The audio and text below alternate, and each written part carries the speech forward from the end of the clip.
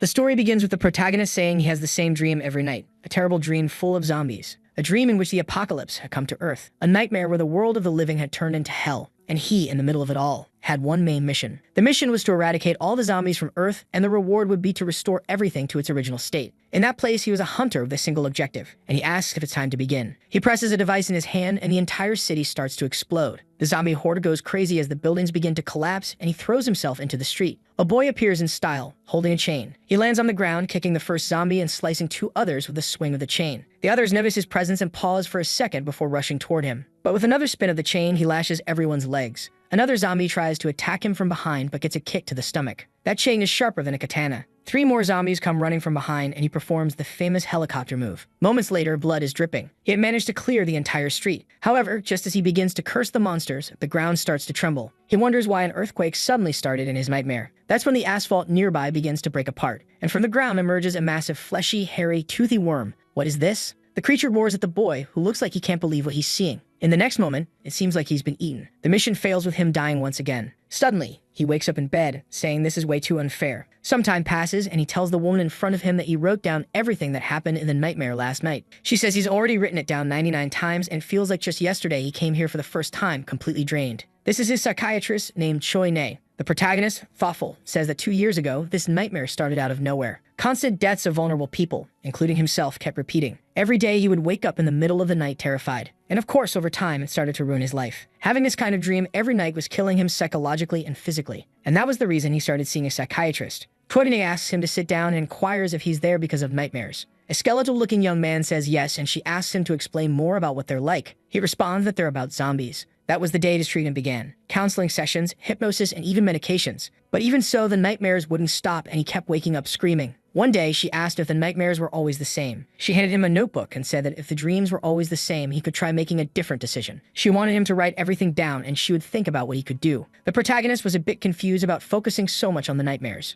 But she said that this was just the first step, and later, they would decide how to handle the rest. She handed him a pen and told him to write everything down from now on. Once again in the nightmare, he gets eaten alive. And he remembers that when he talked about this situation, she asked if there wasn't a warehouse nearby or something like that. He said yes and decided to follow her advice. He runs to a nearby warehouse and starts looking for a weapon, grabs a crowbar and runs toward a zombie, hits it on the head, and it goes down. Finally, he had managed to fight back in his own dream. And that's how the nightmares began to change. Back in the present, Choi Ne says she's at her limit. She asks if he's really going to continue alone in the 100th dream. He says she knows as well as he does that humans are filthier than zombies. She says she's aware but insists there are good people out there. But he replies that good people no longer want to get involved with anyone. He takes a sip of his coffee and says that even though it's just a dream, he's seen 1 or 2 people die trying to help him. It's not like he has the power to protect others, and it only weighs on him. May realizes that the dreams are so real to him that it feels like he truly lost allies. He then closes the book and says it's time to eat. They're supposed to go grab some soup, and she's paying. She even winks at him, telling him to hurry up. Later, they go to a convenience store. They're already there drinking soup, and she's commenting on how delicious it is.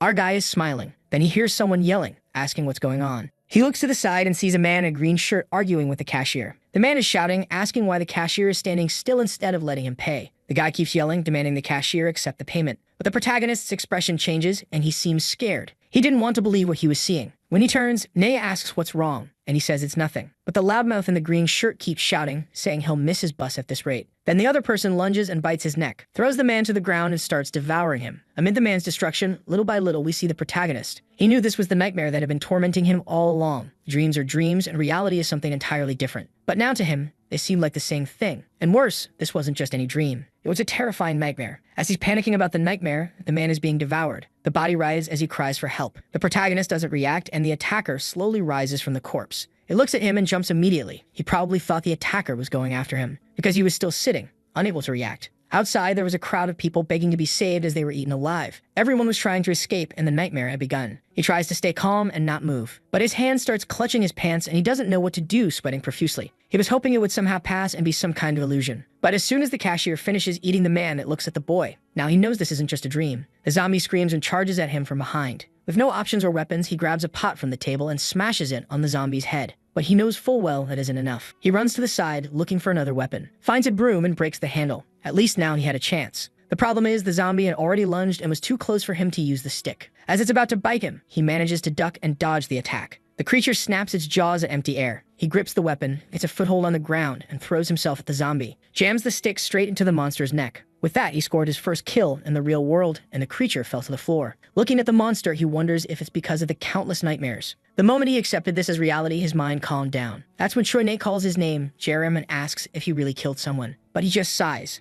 and asks if she's not seeing what's happening outside. That horde of creatures was moving corpses. Or in other words, they were all zombies. Nae seems unable to believe what he's saying, but he has already accepted the entire reality and states that what he wrote down has become real. At that moment, an explosion happens. Jerem recalls the timing of the explosion and its connection to his dream. It always happened at the gas station. Nae turns around, and now there's no doubt. Everything that happened in the dream had become reality, which means this artisan village will soon be completely destroyed. By nightfall, this place will already be overrun by monsters. The problem is, it's not just this village. In the early dreams, he didn't even make it out of Korea, which was completely destroyed. By the 20th dream, he reached China, which was also destroyed, and the United States and every other city. In all 99 nightmares, humanity was defeated. That's because the zombies grew stronger every day, while human civilization, unable to adapt, was slowly wiped out. Seeing the gas station explode in front of him, he already knows what the future holds. He desperately needs to survive. That's when he hears a sound beside him. Slowly, he turns his head, and what he sees leaves him shocked. The mission system had appeared. Kill all the zombies on Earth, and the reward was to restore everything. The same window with the same message, the one that kept repeating in the nightmare. He tries to pass his hand through it, not quite understanding what it is. It was fine appearing in dreams, but it was strange that this was now happening in reality. Or rather, the mission's content had indeed changed. The mission was now about the Great Guardian. He had to protect Professor Choi-nae at his home. The system was sneaky. Still startled, the protagonist tries to calm himself for a second. At least he had lived through this 99 times. Asking himself why this was happening wouldn't change anything. Then he notices something in the system's window. There was a section about skills. Suddenly, the window updates and asks if he will accept the challenge. At that moment, he knew this was the mission, and he had never succeeded in it. But at the same time, he felt a strange sensation. He sensed that with any choice, he had the chance to change this desperate future. Nae then asks what's wrong and if he's okay. He says yes, and that he just felt a little off. She smiles and says that's a relief. But the protagonist sees her completely transformed into a zombie. With that, his smile fades. There was something he had never had the courage to write in his notes. The professor gets bitten and falls to the ground. She then rises and transforms into a zombie. But she didn't need to know that now, and he was determined to change the future, until something explodes behind him. When he looks back, there's a dozen zombies approaching. He gets startled, turns to Nae, and tells her to run. With that, the two of them are already outside the convenience store. But the street is full of zombies who notice their presence. They both run through the creatures while she carries the notes. They run to the warehouse from his dream, and he manages to open it. As soon as they enter, he closes the door and bars it with a metal rod. Finally, he calms down for a moment. He goes toward one of the cabinets while outside the zombies are pounding away. He stops in front of a locker, and Choi-nae wonders what Jerem is doing. What he grabs is the legendary chain. He tells her to prepare because he's going to kill everything on the way to his house. Before she can understand what he means, he pulls the latch and opens the door. Just as expected, the outside is filled with zombies. They immediately react to his presence. But Jerem grabs the chain and gets ready. He had to complete this mission to receive the transmission skill. His expression changes completely. The first zombies rush toward him and begin to surround him from all sides. But with the chain, the boy is experienced and prepares the helicopter move. The first zombie approaches and takes a blow to the forehead. Nae is inside watching all of this. Meanwhile, Jerem swings the chain back and forth, hitting everyone like Kurapika from Hunter x Hunter. And boy, when it hits, it hurts. Zombies fall to the ground as he advances toward the rest. With the chains wrapped around his arms, motivated, he lets out a shout. The sensation of being surrounded and spinning the chains felt very familiar to him. Nae, watching from inside, remembers asking him why he chose chains as a weapon. The question left him a little surprised, but now it made sense. Seeing him eliminate several zombies around him, she recalls that at the start of the dreams, he always talked about the chains too. A weapon with flexible attack range and far more durable than any knife. It didn't mean to be sharp, just strong. Suddenly, one of the zombies approaches from behind. The protagonist turns and manages to make it bite the chains. He immobilizes the creature and tells it to bite harder. Then he yanks the chain to the side, destroying its teeth and hitting it in the face. With the creature still in the air, he strikes again, slashing through its chest. Nae watches from afar as another zombie sneaks up from behind. Jerem switches the chain's direction and uses his foot to kick it forward. She realizes the weapon was extremely versatile in attack direction. As soon as he was above the zombie, he pulled downward, hitting it square on the head. Another one down. And boy, he doesn't stop, already advancing toward the next group. Chains on his arms, shouting while Nae watches helplessly. Before long, he's on top of a pile of bodies. But it's not enough as another horde is coming their way. He looks at Nae and says this is their only chance to run. With that, both are fleeing through the street. The scene then shifts to a forest. In the middle of it, there's a small, isolated house. Jerem and Nae had just arrived there. He says it's a good place, deserted, with no zombies nearby. As soon as he enters, however, she falls to her knees. He asks what's wrong, and she says she's fine. She just feels very relieved. He helps her up and tells her to sit on the couch. She sits, and at that moment, the system window appears. The mission was complete, and he receives the transmission skill. He's immediately excited to see what it does. The transmission skill allows him to receive a skill from an expert. Now he's completely confused because in reality, the skill doesn't do anything. First, he had to figure out what this expert thing was all about, but it couldn't be that the clues were so vague that he had no idea what to do. The system then explains that if someone views him favorably, he can learn a transmission skill from that person. Obviously, he has no clue what this means but decides to test it. He activates the transmission on Nay. Suddenly, a magical circle forms above and below both of them. He looks surprised, but on the other hand, she doesn't seem to be reacting at all. This clearly indicated that she couldn't see anything. However, the system congratulates him, saying he has acquired a skill. Clearly, it was related to her profession, but for him, it wasn't very useful. Nathan lights a cigarette and calls out to him. She asks if those monsters were the zombies from his dreams. She remembers him writing something very similar in that book. Now she wants to know what's happening or if she's also started having a nightmare. Jerem realizes she's panicking. She's relieved to have survived, but is beginning to mentally break down. For him, though, this was all too common since these were scenes he had experienced repeatedly in his dreams. It was the perfect moment for him to use the skill he just gained. He activates mental care. A magical circle appears beneath both of them, and the system announces that the skill has been successfully used. The person's spirit had been strengthened. Suddenly, Nay, who had her hand on her face, takes the cigarette and puts it out in the cup. She smiles at Jerem and says that at least they're both alive, so it's not all bad. They need to cheer up because she's sure the world will get better. Jerem is impressed. The transmission skill really worked. That's when he remembers the artisans and craftsmen from the village where he lived. There were countless professionals there with a lifetime of experience. What if he could bring all of that to himself? The next goal was to learn skills from those people. The scene shifts to the gas station that had exploded. We see a buff man, now a zombie. A martial arts master known as Park Dalbong. The next chapter begins with him talking about how, a few months ago, he had 10 nightmares in a row. He was exhausted when someone called out to him. Turning around, he asked what the elders wanted. An old man in a suit named Youngchun asks if the nightmares happened again, judging by his face. Dalbong says it's his fault for not having enough energy. The elder remarks that the boy is lucky he had some ginseng at home, so he should go eat it. Jerem, tired, says it's okay since ginseng like that is very expensive. But Dalbong insists, saying he should just eat it because health is what matters most. The poor protagonist looks awful when he's skinny. Back at the house, he's starting up his scooter. He's ready to leave when Nay opens the door and asks if he's lost his mind. What's he thinking? Heading into the middle of the city? How does he plan to kill all the zombies? Jerem asks if she didn't see how he handled the creatures. It's just a few zombies who won't be defeated. She puts a hand to her head and says it seems there's no changing his mind. After some thought, she at least asks him to be careful, but warns that if he gets bitten anywhere, she won't open the door for him. He tells her not to worry since he hasn't been bitten since all of this began. She snaps at him to shut up and stop saying those death flag lines. He laughs, starts up the scooter, and gets ready. He's sure the two elders must be together as always, and he needs to save them both. With that, he speeds off, leaving Nay behind. She lights another cigarette and thinks she made the worst decision trying to quit smoking this year. The scene shifts to the city, which is, of course, overrun with zombies. We're inside an office in the village of Jangwon. There are zombies everywhere, walking around. Behind the counter, a small bald man is trembling. It's Youngchun, who doesn't know what to do. A zombie wandering nearby spots the trembling man behind the desk. The poor old man freezes, waiting for death to come. Then he hears a noise. Slowly, he opens his eyes to see someone had punched the zombie in the face. It's Park Dalbong, who asks if he's okay. The old man looks a little embarrassed, but seems happy to see him. But just then, more zombies appear at the door. Dalbong faces them and tells the old man to wait a little longer. They'll clean up everything quickly. The zombies rush toward him. But this is a true martial artist. He just takes his stance and delivers a one-punch blow. Meanwhile, Jerem speeds along on his scooter. He knows Dalbong is a martial arts master, so regular zombies are no problem for him. The issue is that the elders always died in his dreams. He has to reach them because of two critical variables. All he hopes is that he doesn't arrive too late. The zombies keep advancing and Dalbong is handing out punches to all of them. One punch from the guy sends a zombie flying. He smashes one in the head and another in the face. Youngchun, trembling behind the desk, is impressed. Dalbong jokes that he wishes he could have learned some of the martial arts from the Joseon dynasty, but the musclehead laughs. He says it's a shame, but regular people can't learn the celestial demon's art. He crushes the zombie remains and says only the strong like him can master those martial arts.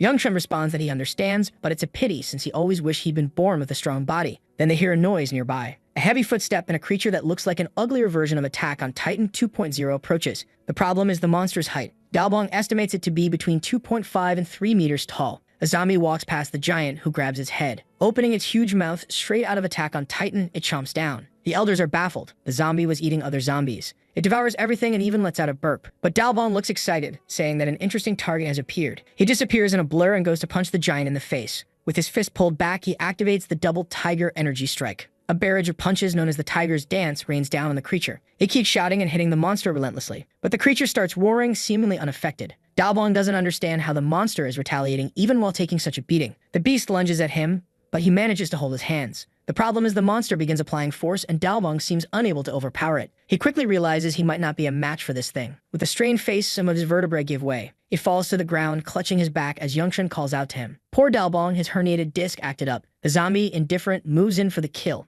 But Pika, or rather Jerem, lands a blow with his chain, smacking the zombie's face and leaving it stunned. Jerem announces he's there to save them. The two elders look at him, wondering what the kid is doing there. Jerem, knowing about Dalbong's herniated disc, suspected he wouldn't win. He tells the elders to escape before it's too late. The second variable was this giant mutant zombie. Yongshun, terrified, stares at the scene. Suddenly he runs, picks up Dalbong, and tries to flee with him. Dalbong apologizes for not being able to do more as they begin to leave. But the giant zombie roars again, startling Jerem. He ducks, dodging the first strike, as Dalbong yells at him to run. But Jerem tells them not to worry. After all, the scooter only has 2 seats, so he couldn't go with them. Meanwhile, zombies begin surrounding the area. The two elders are already on the scooter while Jerem stands face to face with the horde. Yongshun asks if he really has no other solution while Dalbong apologizes again. Jerem ignores them, spinning his chain. There are far more zombies than he anticipated, and he's unsure if he can win. But then he hears the system's sound. He has gained the favor of a master of the specialty, and a skill can now be passed to him. He immediately smiles, knowing what it is. The giant roars, and the zombies close in on him.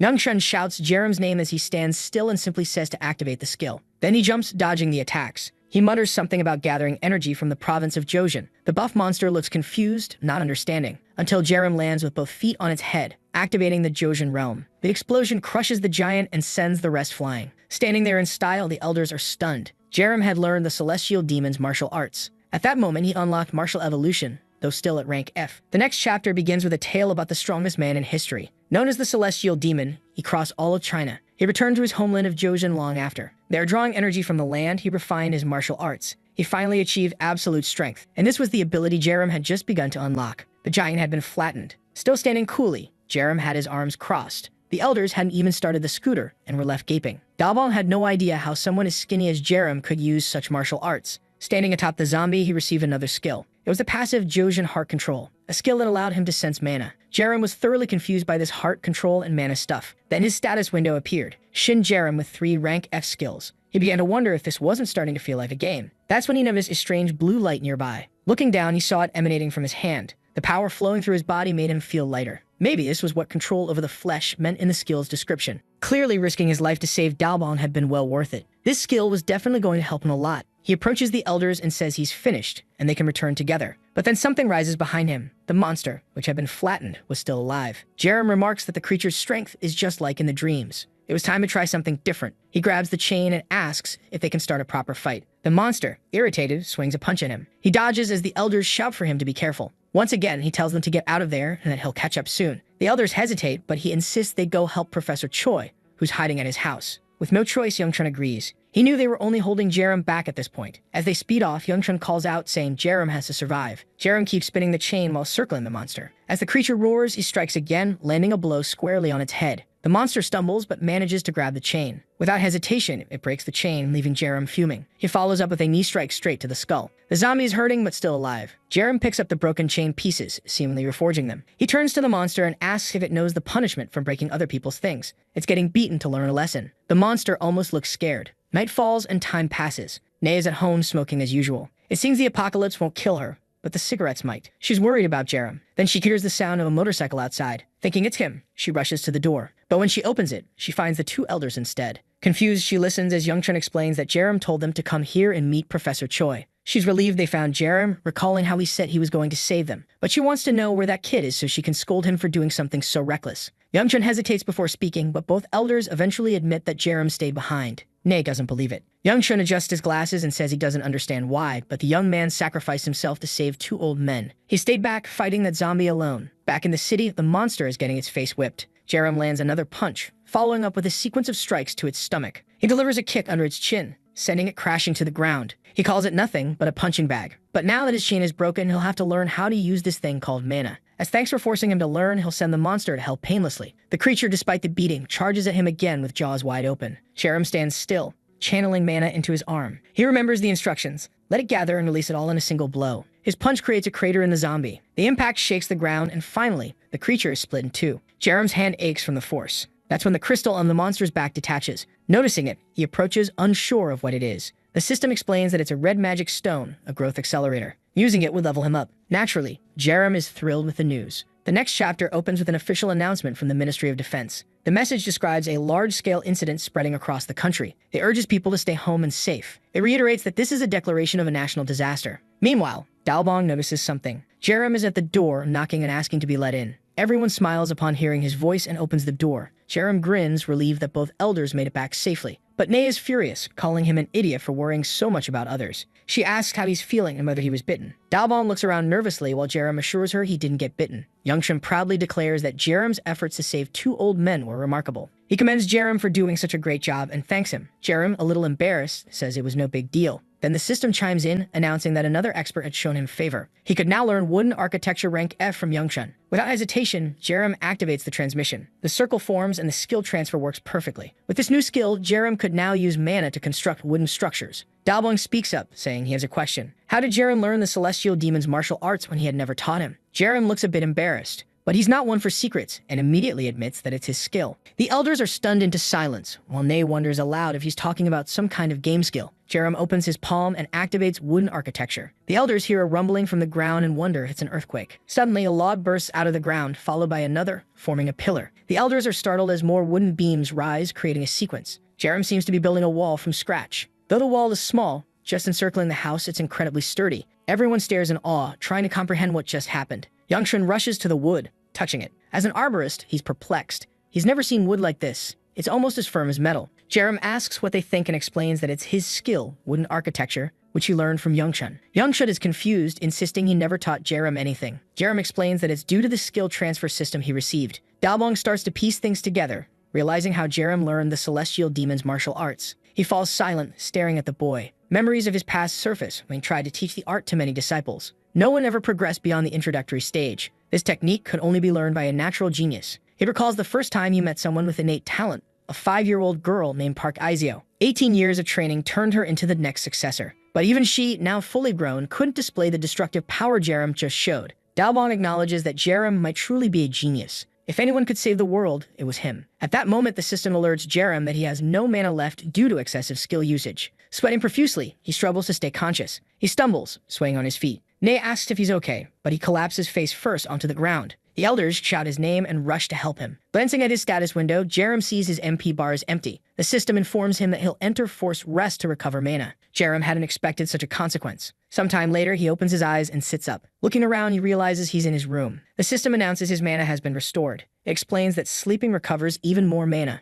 Jerem reflects that using skills isn't always the best or most convenient option. If he runs out of mana mid-fight, he could pass out and get eaten while unconscious. Just then, Nay enters the room, smiling when she sees he's awake. She says she was worried about him, and he apologizes for overusing his skills. She chuckles, saying she figured, considering he made a forest sprout out of nowhere. But if he's feeling better, she invites him outside because dinner is ready. Under the moonlight, they're hosting a barbecue. The elders are happily eating. Outside, zombies are banging on the wooden wall, slowly gathering in numbers. Jerem doesn't seem too thrilled. Dalbong, however, is celebrating, saying the star of the show has arrived. Jerem asks what he means. Dalbong explains that he's grilling pork belly for their hero. But Jerem finds it odd to eat outside with zombies pounding at the walls. Youngshin reassures him, saying the wood is as hard as steel. These zombies could get all they wanted, and it wouldn't break. Even with a lifetime studying wood, he's never seen a barricade this perfect. Jerem reluctantly sits down, trusting their words. May pops open a beer and says that in an apocalypse, she has to enjoy life more. They sit, talking and eating. Jerem begins to feel something different. This was nothing like the 99 nightmares he had lived through. In those dreams, life amidst the zombie-infested world was hell every day. But now, with good food and friends, it felt different. For a moment, the terrifying world seemed like a relaxing place.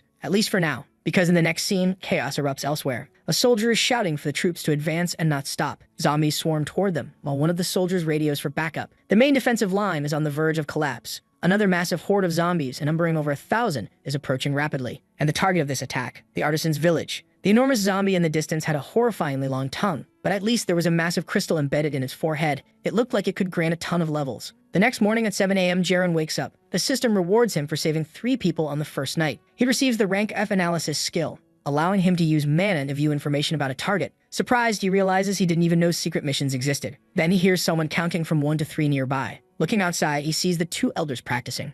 A skill is always a good thing, so he decides to test it. Activating analysis, he examines Youngshin. The system reveals he's a 78-year-old human with no rank, a skilled carpenter, but some information is hidden. Dalbong is 73, also a rankless human, but it shows he has mastered the celestial demon's martial arts. Troy Ning is a 34-year-old rankless human and a psychiatrist. Jerem is puzzled by this rankless human designation. To him, skills like wooden architecture and analysis don't seem as exciting as the celestial demon's martial arts. He then glances at the TV and the couch, both labeled as unclassified items. It dawns on him that analysis can be used on anything. He examines the red crystal, wondering if it could locate more significant things. As he stares at it, Ney approaches and asks if it's some sort of treasure. He explains that he obtained it during his fight in the city, and that it's a kind of catalyst. She, confused, asks what it does. He compares it to an experience potion from a game. She then questions why he's staring at it instead of consuming it. Jerem explains he's trying to figure out the best way to use it for maximum advantage. Deciding on a plan, he tells her he's going out for a bit. Ney immediately objects, reminding him he collapsed not long ago. But Jerem, helmet on, mounts his motorcycle and says there's something he needs to confirm. With that, he speeds off, leaving her frustrated. Back in the ruined village, zombies react to Jerem's approach. They charge at him, but he's running out of patience. He swings his chain, smacking zombies left and right without even stepping off his bike. Still, Jerem knows the true crisis of the village hasn't begun yet. He recalls his past life when that giant monster stood atop a pile of corpses,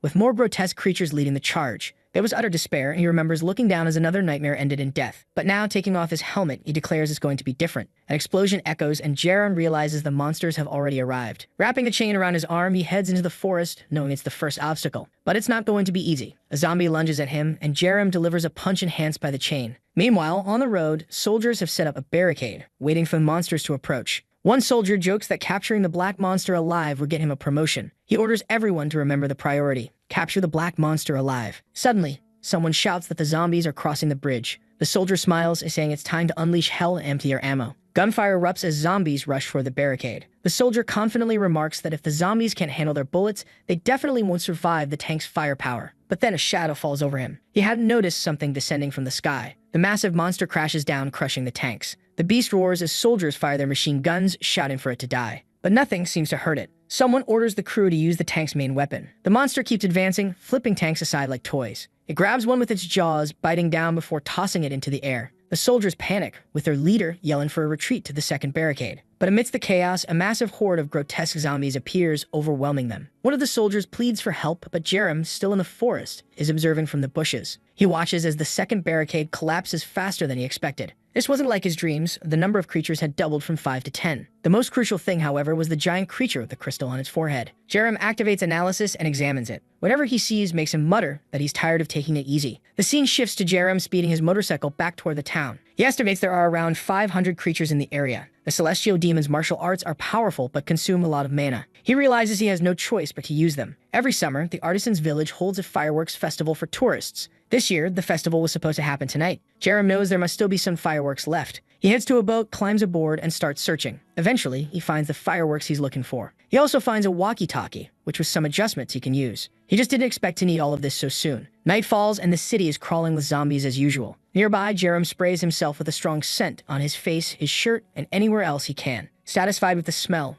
he prepares to use the red magic stone. He places the chain on the ground and activates analysis. The system confirms that the chain is unclassified. Knowing that a good weapon is critical for dealing with a horde, he contemplates how to use the stone. Reading the crystal closer to the chain, he wonders if that's all it takes. The system pops up a window asking if he wants to strengthen the item. He selects yes, and suddenly, the chains glow with a red aura. After a brief flash of light, the strengthening is successful. The chains are now intact chains, a rank F item. They can conduct 15% of mana and come with a special skill, separation. Jerem is impressed by how much the weapon improved just by gaining a rank. When he picks them up, his mana flows through the chains, making them shine. Curious, he activates the separation skill. The chains transform into combat gauntlets. This strengthening stone was even better than he imagined. Suddenly, the ground trembles. What he was waiting for has arrived. At the village entrance, creatures begin appearing. The long-tongued monster destroys a flag and roars. The zombies start running toward the town. Jerem observes from a rooftop, strategizing his next move. When most of the stronger zombies are in the main street, it's time for the fireworks. He presses a button on the walkie-talkie, activating the fireworks on the boat. Instead of attacking the zombies directly, he uses the fireworks as a distraction. A red explosion in the sky catches the attention of the big brute, who stands dumbfounded. Jerem sneaks up behind it, wraps the chain around its neck, and pulls hard. The brute struggles, but it's too late. Off with its head. With style, Jerem is framed by decorative explosions in the sky. As the body falls, the long-tongued creatures hear the commotion and attack Jerem. Remaining calm, he activates wooden architecture. A wall rises, Fortnite-style, blocking their path. The long-tongued zombies are confused, but not for long. Jerem strikes with the chain, smashing their heads. Blood splatters on the asphalt and 3 crystals fall. He quickly grabs the crystals and adds them to his weapon. The chain upgrades again, 1 level, 2 levels, 3 levels. More zombies approach, but Jerem grins and taunts them to come at him. Swinging the chain like a helicopter, he mows them down. Meanwhile, The enormous monster watches the fireworks from outside the city. It stumbles around, smashing into a bar like an idiot before freezing in place. Suddenly, the creature sniffs something in the air. In a single bound, it leaps into the main street. It notices the carnage, zombies lying dead and Jerem at the center, taking them all down. The monster roars and Jerem, unfazed, remarks that it arrived at the perfect time. He pulls out another crystal and strengthens the chain 5 more times. The system warns that he has reached the limit of strengthening and asks if he wants to proceed. Jerem confirms, and the chains evolve into flame chains, a rank E item. He gains the special skill Firework Flame. Jerem, brimming with confidence, punches his fists together, activating the skill. Flames engulf his arms as he declares the festival has just begun. Elsewhere, a man sits in a small house. His name is Sebastian Kim, a 65-year-old professor of ideology, specializing in animal and human behavior. Petting a rabbit on his lap, he's interrupted when a crow lands beside him. Addressing the crow as Mong, he asks what's happened. The crow delivers a letter, which Sebastian praises it for bringing. The message warns of zombies overwhelming the village and advises him to stay alive. Sebastian seems excited that the sender is still alive and wonders if the conservation team is okay. He hopes they haven't all died. Then he sees the fireworks lighting up the sky. He wonders if a zombie could have caused this. The rabbit tugs at his leg, pointing towards something. Sebastian scolds it, telling him to stop urging him to go to that hellish place. But as he gazes at the scene, it reminds him of something. He recalls a past incident in the forest when something was watching him from the trees. It was that same strange flying rabbit, or was it a squirrel, that leaped onto his shoulder to warn him of danger. That's when he started running. On the first day of the incident, Sebastian had seen zombies attacking. If it weren't for his little friend's warning, he would have died. Now if the creature is warning him again not to stay there, then once more, he will trust his instincts. Apparently, he's heading to the city. Back in the city,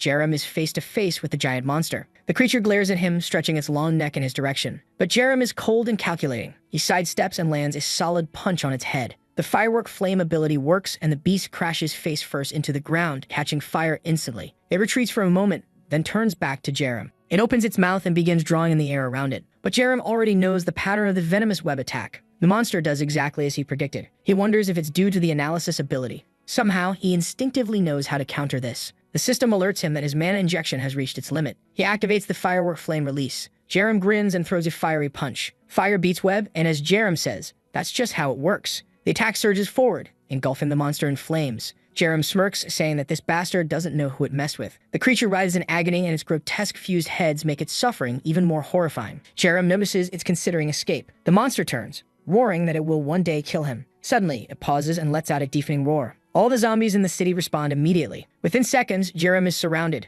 Still calm, he asks if this is how it wants to fight. He combines the chains and spins them into a helicopter mode. Surrounded, he declares, "Let's play this game," and lashes out, taking down zombies left and right. If these creatures couldn't handle his weaker chains, they stood no chance against these upgraded ones, which sliced through them like lasers. From a distance, the giant monster watches Jerem fight. It takes the opportunity to leap toward him, nearly crushing him. Jerem dodges and manages to throw the chain, wrapping it around both of the creature's legs. He pulls hard, taunting the monster. "Trash like you is nothing to me." With another tug, the monster loses some of its limbs. The creature writhes in pain, and Jerem hopes this time it finally stays down. The battlefield is littered with dead zombies, and the monster is burning. The scene shifts to Sebastian, who has just arrived in the city and finds this situation strange. Since leaving the village, he hasn't seen a single zombie. Then an explosion goes off nearby. He realizes something dangerous is happening. Although he doesn't want to go, his little friend insists this is the way. He runs, wondering if it might be the military. But when he arrives, he's stunned. The massive monster lies dead with Jerem standing atop it. Sebastian approaches and asks who the soldier is. Jerem turns around and recognizes Professor Sebastian Kim. Sebastian is shocked to see it's Jerem and asks if he's the one responsible for all this. Embarrassed, Jerem admits that he's been fighting the zombies and asks why Sebastian is here. Sebastian ignores the question, incredulous that Jerem killed so many zombies. Pointing at the giant, he demands to know how Jerem managed it. Suddenly, Sebastian's albino squirrel makes a noise and he asks what's wrong. Looking up, both he and Jerem are startled. It looks like a dinosaur-era meteor is hurtling toward the Earth. Jerem runs to his motorcycle, shouting for Professor Kim to move. Thankfully, the meteor seems to be in slow motion, giving them time to escape. But the meteor appears to be targeting them specifically. As Jerem accelerates, he mutters to himself that nothing like this ever happened in the dreams. The meteor crashes into the city, throwing both of them from the bike. Jerem lands headfirst but manages to stand, realizing the meteor has brought hordes of zombies. The creatures rise from the black and red substance covering the ground. Standing at the edge of the crater, Jerem sees the creatures climbing out. A swarm rushes at him, and he activates his chains once more. Using analysis, the system reveals that these are corrupted zombies, altered by something strange. The system notes they are far more resilient, something Jerem never encountered in his dreams. He strikes one on the head, but his physical attacks are no longer as effective. To make matters worse, the strange black and red growth begins to spread wherever he strikes. He notices the zombies are resistant to fire. One lunges at him from behind and he strikes its arm, tearing it off. But moments later, it regenerates. As he suspected, these purple-tinged zombies regenerate far faster than normal ones. The only good news is that they seem confined to this bizarre moss-like substance. Sebastian rises, trying to make sense of the chaos. Meanwhile, Jerem realizes he's gathered enough information and decides it's time to retreat. He tells Sebastian the situation is critical and suggests they head to his home for now. Sometime later, they arrive at Jerem's base. The professor is impressed that they've already set up all the barricades. He congratulates them, saying they seem to be handling things quite well. As Jerem approaches the door, he notices the durability of the barricade has dropped from 9 to 10. However, it still seems sturdy as ever. Someone inside asks who it is, and Jerem replies it's him. Yangchun opens the door, relieved that Jerem is safe. Jerem asks if everyone is awake, and they explain they were woken up by the fireworks. Good to know that if Jerem had died, they'd have slept through it all. Amazing. The elders greet each other, and Yangchun is thrilled that Sebastian is alive. Jerem cuts in, saying they can catch up later. First, he needs to tell them about the strange meteor that fell. The 5 of them gather in the living room, or rather 6, since there's a sneaky little one. Nei remarks that all she understands is that the village has become a horrible place. Yangchun expresses concern for the survivors, worrying they might be running out of food. Sebastian, however, says there's unfortunately no solution for that. He accidentally throws in an English phrase mid-sentence. Dalbong scolds him to speak in Korean. Sebastian then asks if anyone remembers the crows. Dalbong says he does and suggests they could use them to deliver food to people. The crows were intelligent enough that it might work. However, Sebastian points out the problem. The crows are still at his house, which is likely full of zombies. Jerem knows that having such a resource would drastically reduce the time needed for rescues. Yangchun raises the issue of how they'll even reach the crows since they can't fly. Jerem starts brainstorming solutions. To succeed, he'll need a major upgrade. He has 4 magic stones, which he could use to strengthen his weapon. The issue is, he doesn't know how many it would take to advance his weapon's specialization. Alternatively, he considers another option, using the stones on the 4 others. Jerem tells the group that he'll need their help. Outside, each person holds a stone. Dalbong asks if they also see floating letters. Everyone confirms they're seeing something resembling a game interface. Jerem explains that the stones can awaken special abilities like the ones he has. Sebastian acknowledges the value of the stones and asks if Jerem is sure about sharing them. Jerem confidently replies that it's the best option and urges them to use the stones. The group stares at the stones in their hands as they begin to glow. The stones dissolve and a red energy surrounds them. Dalbong receives the innate ability of the celestial demon martial arts of Jojin. His technique has advanced and he can now sense mana. He lets out a shout as energy floods his body. The bandages on his body unravel and he prepares a punch, slamming the ground with a burst of power. Striking a double biceps pose, he declares his body is brimming with strength. Then his herniated disc flares up again. Dalbong winces and Jerem asks if he's okay. Dalbong admits, unfortunately, the stone can't cure his worst problem. Meanwhile, Yangchun is on the ground constructing a Japanese-style house. He has gained the innate ability of wooden architecture. The house disassembles, forming pillars, structures, and even a small city and army. Yangchun is thrilled, calling it fun and fascinating. Jerem is shocked, having no idea his abilities could be used this way. Turning to Nei, he asks about her ability. She seems embarrassed and explains that her ability lets her see people's emotions. She notes Dalbong is feeling 0.4 embarrassment and 0.7 sadness. Looking at Jerem, she sees 0.2 happiness and 0.6 embarrassment. She decides to test something and steps closer, activating mental care. When she touches Jerem, his happiness increases while his sadness decreases. Jerem comments that he feels comfortable. Nei excitedly remarks that these innate abilities are fascinating. Jerem notices no one mentions Han or anything similar to his abilities. Perhaps there's something different about what he possesses. Sebastian suddenly shouts, saying he's found the answer. He points upward and Jerem looks confused. Sebastian explains that if they can't go by land because of the monsters, they need to go by air. While it makes sense, no one has any idea how to make it happen. The next day, the house is surrounded by a massive wall. Yangchun has been using his abilities much more efficiently, improving everything. Jerem is surprised to see plants growing on the wall. It turns out Yangchun has created a small forest of trees. Relaxing, Yangchun announces that the basic construction is finally complete. Suddenly, there's a loud impact. Jerem is training with Dalbong, and it looks like they're upside down. Indeed, they're fighting while inverted, having grown accustomed to it. They're sparring this way to practice channeling mana through their feet. Facing Dalbong isn't easy, as the Elder is thrilled and declares they're going to play some more. Dalbong activates the second form of the Celestial Demon Martial Arts, unleashing the Tiger's Dance again. Dalbong unleashes a barrage of attacks on Jerem, who realizes that at this pace he'll end up falling off. The Elder praises him for holding on well, but declares that this next attack will finish him. Jerem notices that Dalbong's strikes are getting faster and faster. Dalbong announces that he'll now add his heart to the next move. In response, Jerem channels mana through his legs, focusing it in his feet, and leaps toward the Elder. He nearly grabs Dalbong by the ear, but the Elder sidesteps. Jerem chases him, narrowly landing a kick. Dalbong is impressed by how ingenious this kid is. However, he grabs Jerem by the foot and exclaims, "That's how a disciple should be." In the middle of their sparring, someone calls out to Jerem. It's Sebastian, and he's already flying. Seems a bit unfair, doesn't it? But now the context becomes clear as Jerem mentions how much has changed in just 2 days. Hanging onto the wall, Dalbon comments, "Now this is what I call footwork." Jerem has been studying the celestial demon arts to the fullest. One notable development is that he maxed out favorability with Sebastian. Using transmission, he gained the rank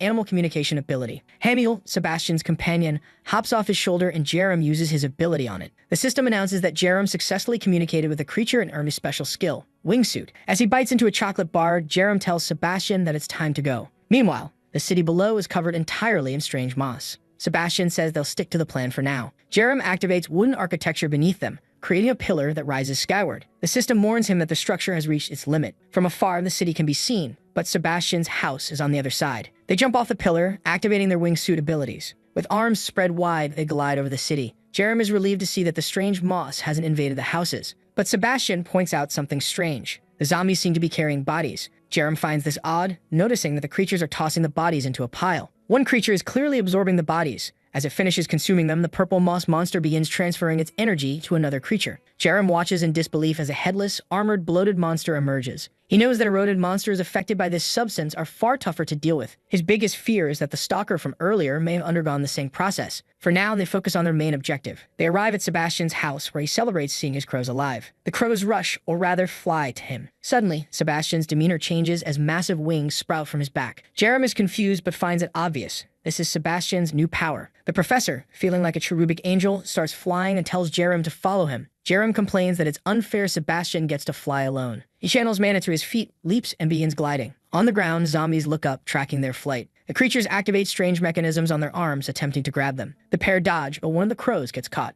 At this rate, they're all bound to fall. Under heavy attack, Jerem tries to retaliate with his chain, but he loses his glide in the process. He starts running and Sebastian shouts after him. Jerem reassures Sebastian, saying he'll distract the zombies. The professor protests, but Jerem's determined look says it all. Activating Firework Flame, he charges into the fray. His fiery chain burns through the zombies as he declares he's ready to have some fun. Landing with explosive impact, the ground erupts in a fiery burst, sending zombies flying. But then he hears heavy footsteps behind him. The eroded armored monster, armed with a massive hammer, approaches. Jerem barely dodges the first strike and counters with a direct hit to its head, but nothing happens. With zombies closing in on all sides, Jerem channels mana into his feet and tries to escape. But the monster combines its arms to form a cannon. It grabs another zombie, loads it into the makeshift weapon, and fires. Jerem, in disbelief, dodges to the side just in time. The zombie projectile hits, causing a massive explosion. The blast attracts even more creatures from the distance. Desperate, Jerem knows he must escape as quickly as possible. Exhausted and low on mana, he eventually finds a building to hide in. The creatures are still nearby, and he knows he barely made it out alive. From his vantage point in the city, he notices something strange. One house appears to be untouched by the moss. He doesn't know if there's something special about the house, but he's determined to find out. The next scene shows Jerem standing in front of the gate, listening to a strange buzzing sound. He wonders if this might be the reason the monsters aren't approaching. Suddenly, a man appears on top of the gate, trembling all over. Jerem notices the man is anxious and activates mental care, asking if they can talk for a bit. He offers the man a protein bar, asking if he's hungry. The man opens the gate, and the next scene has them sitting in his living room. The man introduces himself as Ryu Dongtak, a professor of acoustics. Jerem introduces himself in return and asks about the zzz sound he keeps hearing. Ryu explains that it's strange because humans shouldn't be able to hear that frequency. He reveals he created a device that emits a low-frequency sound. That's why his house has remained safe. He offers to share the sound file with Jerem if he wants it. Jerem is thrilled, knowing this would be incredibly useful. Meanwhile, back at the base, Sebastian lands gracefully. Dalbon congratulates him on his new wings and immediately asks where Jerem is. Sebastian admits that during Jerem's attempt to save him, the boy fell into the village. Dalbon yells at him, demanding to know what the point of the wings is if he abandoned Jerem. Sebastian tries to explain that the zombies were stretching their limbs skyward. Youngshun appears and asks what's going on. Dalbon angrily tells him that Sebastian left Jerem to die. He's ready to storm off, saying he'll handle it himself. Youngshun warns him that he's lost his mind and should know that the village is hell. Dalbon, however, is fired up, declaring that he'll smash those bodies with his fists. Nate arrives, calm and composed, and tells Dalbon that while he might win against 1 or 2 zombies, what happens if the battle drags on? Youngshun agrees, reminding Dalbon not to forget about his back problems. Dalbon demands a better suggestion. Youngshun assures him that Jerem won't die so easily, but Dalbon is eager to act. Nate advises everyone to stay calm and think rationally in moments like these. She asks Sebastian if they can now deliver supplies using the crows. Sebastian confirms that the animals aren't attacked by zombies, so it might work. The group agrees to start by sending supplies and scouting the area. As Dalbon pointed out, they need a strong fighter for the mission. The task of going there must be entrusted to someone reliable. Sebastian insists there's no one suitable around, asking where they'll find such a person. Dalbon then suggests his granddaughter, Park Izio. At that moment, Izio kicks open the door, exuding a dangerous aura. Dalbong says she'll survive for sure and has likely already awakened her abilities. He guarantees she's reliable and skilled. Mei asks where they can find her. Dalbong replies that she's likely at the martial arts dojo in the city of Ananzan. Sebastian is impressed, asking if that's the same dojo often featured on TV. The scene shifts briefly to the dojo. Several bald men stand in front of a stern-looking woman with crossed arms. Sebastian calls for Mongmon, instructing the animals to find the girl in the photo. So what we saw earlier was just the photo. The animals fly off, even carrying some chocolate for her. Back at Ryu Dongtak's house, he asks Jerem if he's sure the supplies will arrive. Jerem points out that they're on the way. Moments later, the crows deliver protein bars and maps. Ryu is amazed that it actually worked, remarking that Jerem must have good companions back at the base. Apologizing for being a coward, Ryu asks if Jerem will accept him as an ally. Jerem, notoriously hard to convince or not, immediately welcomes him. With that, their favorability increases and the transmission skill is activated. Jerem uses his ability and both are surrounded by the familiar circle. The skill is successfully acquired. Jerem wonders if this might finally make escaping this place much easier. He received the rank F acoustic ability that allows him to use mana to insert sound into anything. With that, he grabs the chain and applies the magic. He prepares an attack and strikes the ground. I think it created more impact there, it seems, though I didn't quite understand. However, Jerem is excited, saying the ability is incredible. Dongtak asks if the sound he heard was the vibration of the chains. The boy confirms it, and Dongtak says it's an extremely strong technique. I'm still curious about what this will do, but our boy is confident that it will help them escape. Then they notice a kitten meowing in front of them. The little cat was thin and hiding under a car. Dongtak tells the boy to wait while he gets something for the cat to eat. He goes inside and quickly comes out with 2 small bowls ready to act. He places them in front of the kitten, who starts eating, and the little cat responds with some affectionate gestures.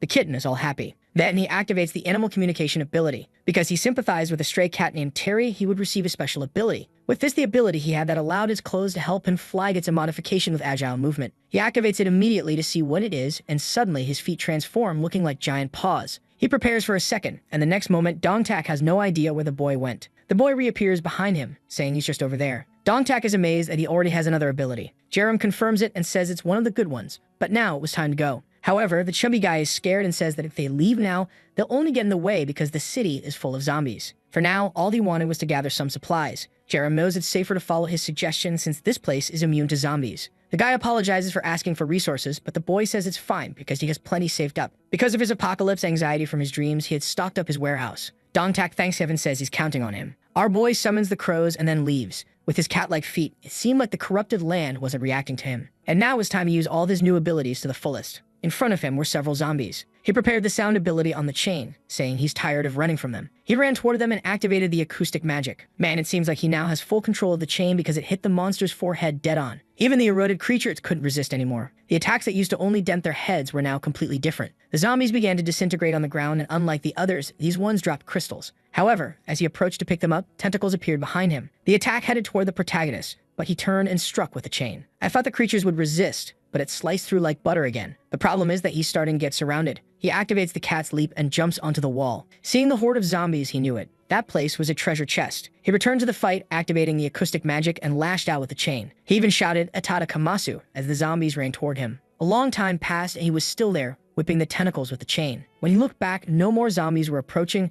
and there was a pile of crystals. It seemed like the treasure hunt was over. The system then rewarded him for completing a secret mission. He was the first person to hunt 10 infected zombies and received 10 kilograms of inventory. The bag appeared in his hand, and the system informed him that this was the inventory. Suddenly, the inventory jumps into his hand and lands near a crystal, starting to pull it in. This high-grade inventory begins collecting everything from the ground, so he won't even need to gather anything manually anymore. He smiles with that foolish grin, thinking how convenient this is, until his expression changes as he senses something strange. From the heavy vibe, he knows it's him. The hulking brute with the cannon begins to approach. Our boy pulls out the inventory and says it's time to use this. From it, a golden gem emerges, which he had obtained after defeating those earlier creatures. The system says this will upgrade his weapon and asks if he wants to use it. Obviously, he decides to strengthen it immediately. With that, the flame chain evolves into the rank D blue flame chain with the additional ability of the blue fire dragon. The monster prepares the cannon and points it at him. The shot is fired just as Jerem activates the blue dragon. He starts running toward the zombie. The dragon appears and charges at the zombie, piercing through the projectile. The headless monster doesn't understand why it didn't explode. Whoa, the dragon comes in and takes a bite out of it. Amidst all this, the chain wraps around the brute's arm as our boy gets closer. It looks like the arm is already gone. Whoa, from a distance, he made the monster lose both arms and the cannon. Apparently, the monster still managed to launch an attack. But Jerem sees it all and says it's way too slow. He activates the cat power in his feet and starts dodging while using the chain. It seems like the guy has infinite mana, right? He then notices that the monster's parts hitting the car are melting everything. Still, the big creature in front of him doesn't seem very alive. The monster stands still,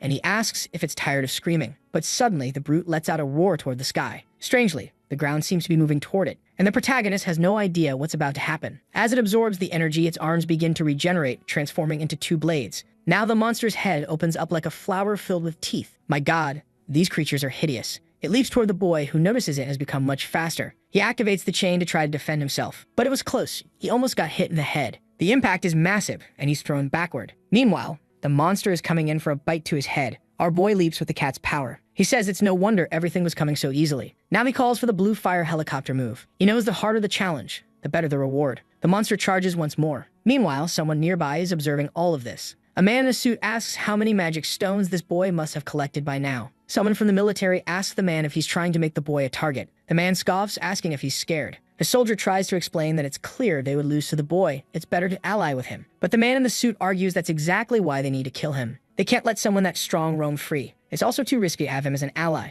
After all, he could betray and kill them at any moment. Considering even the old man was giving out magic stones, imagine how many they'd get from killing this guy. That's when they hear a loud impact behind them. They take another look with binoculars, and through the smoke, they see the creature is dead. In the middle of its head is another one of those giant yellow crystals. The men have never seen a type other than the red one before. The suited man tells everyone this hunt is going to be massive. The protagonist stores yet another crystal in his inventory. The system notifies him that he's the first in the world to hunt a zombie mutant. The reward this time is the proclamation of an area. He could designate a region as his residence, and any allies that will receive some buffs. This is perfect for him since he has a base and is already eager to use it. Suddenly, someone appears behind him, saying he's late. Jerem recognizes him immediately, and wonders what the psychopath Park Hunsum is doing here. We then see that in 2021, this man was honored as a young entrepreneur. He was an extremely successful man everyone considered a charity angel, but his true nature is entirely different. On the news, someone asks when the Gon serial killer case will be solved. Jerem knows very well that this man enjoys watching people die. That's because he saw him reveal his maniacal nature countless times in his nightmares. Several people are tied to wooden posts, and Park says today's society will be freed from the trash. The men cheer while the prisoners cry out, calling them cruel murderers. Park, however, responds that they should have followed the leader's orders if they didn't want this to happen. But one man spits at him, telling him to go to hell. Park wipes his face, asking what hell even is. Then he cuts the man and says that if such a thing exists, at least they'll live there first. He then orders everyone to kill anyone opposing the new era of governance. One of the poor prisoners is none other than a younger Jerem. Back in the present, Jerem hadn't imagined meeting this man here, but he considers himself lucky. Maybe it's the perfect time to gather some information. He then activates the analysis ability. As soon as he uses his analysis ability, he sees that the two other guys with Park are normal humans, except for one thing, they all have the human stone eater attribute. Jerem immediately understands that they're obtaining magic stones by killing people. Park raises his hand and tells Jerem not to be afraid, assuring him they're not there to cause trouble. In times like these, Park explains it's necessary to band together, and he asks if Jerem wants to join their group. Jerem is confused by this sudden invitation. Park elaborates that they're planning to take over a mall or some similar location to establish a base and recruit more people. Jerem questions if there are people already in those places and whether they're awakened individuals. Park says no, just a group of folks from some Chinese restaurants, so there's no need to worry. He even promises Jerem as much food as he wants. But then the ground starts to tremble. Everyone looks around confused, trying to figure out why there's an earthquake now. Then comes the system window. It only warns of danger,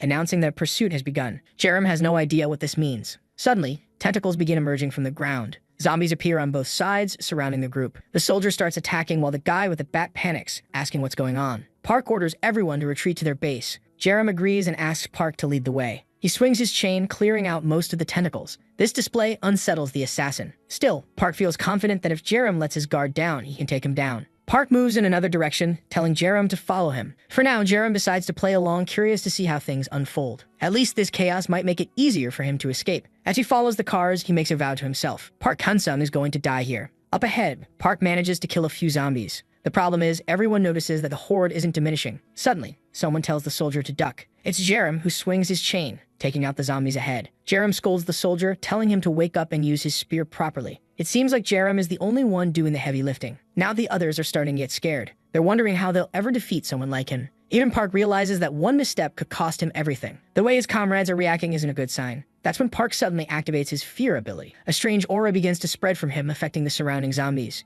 They freeze in place as a giant blue head appears, screaming. The zombies are disoriented and Park starts slaughtering them, always with that bizarre tongue sticking out. His allies praise him, saying it's what they expect from an awakened individual. With that, they decide to keep moving forward. The group progresses easily, clearing out the zombies. At least now Jerem has learned about Park's abilities. His powers are well suited for assassination, something valuable to know. A while later, they enter the mall. Everyone is exhausted, commenting on how close they were to dying. Park introduces himself formally, saying they don't know each other well yet. Jerem also shares his name but immediately asks about the cook from the restaurant. Park says it's fine and offers to take him to see the guy. They walk through the corridors until they stop in front of a door. Park explains that the person inside is a bit odd, so Jerem shouldn't be surprised. The door opens, revealing a man tied up on the floor, gagged. Jerem uses his analysis ability. The man's name is Sung Hammon, 30 years old with the ability to cook. Jerem notices that, unlike the others, this guy doesn't have the human stone eater ability. Park calls Jerem over, remarking that he doesn't seem very surprised. Jerem comments that they said the guy was odd, so he figured he might be tied up. But Park finds it strange how naturally Jerem is reacting. Park says he thought Jerem might misunderstand, which is why he explained earlier. Jerem then asks why Park tied the man up.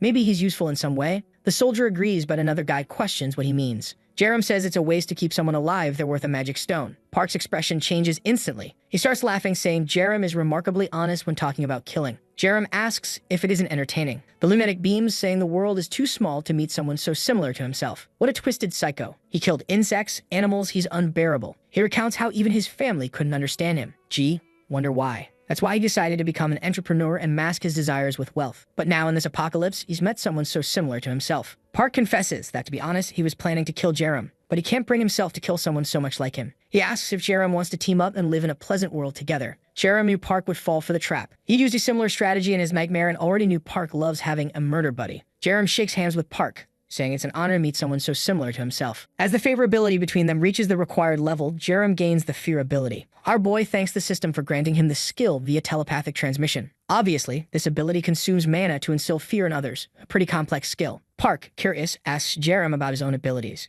Jerem lies, claiming his ability is just agile movement. Park recalls Jerem's evasive maneuvers and now understands what he was doing. However, Park also asks about the flaming chain. Jerem casually explains that it's just an ordinary chain strengthened with several magic stones. Park then inquires about the abilities of the others. The two claim they don't have any, unsurprisingly. But Jerem finds it hard to believe, especially since his system analysis revealed that the two had awakened. Still, considering the risks they faced and the fact that no one used any powers, maybe it's true. Perhaps ordinary people don't gain abilities even after awakening. That's when the guy with the bat calls everyone's attention. A group of large figures with gas masks is approaching. No one expected creatures to be able to leave the purple zone. Jerem realizes that if they've come this far, it's because they're searching for him. The two other guys, panicked, ask what they're supposed to do since they're trapped in this place. Park turns to Jerem, suggesting they join forces again because otherwise no one will survive. Taking the lead, Park says they'll clear the path like before. He activates fear once more. Damn, the guy is strong. He takes down one of the large creatures in a single strike. The others follow up, cutting and stabbing the creatures. Jerem has already gotten everything he wanted for the day. Now, step by step, he'll handle the most critical matters. A while later,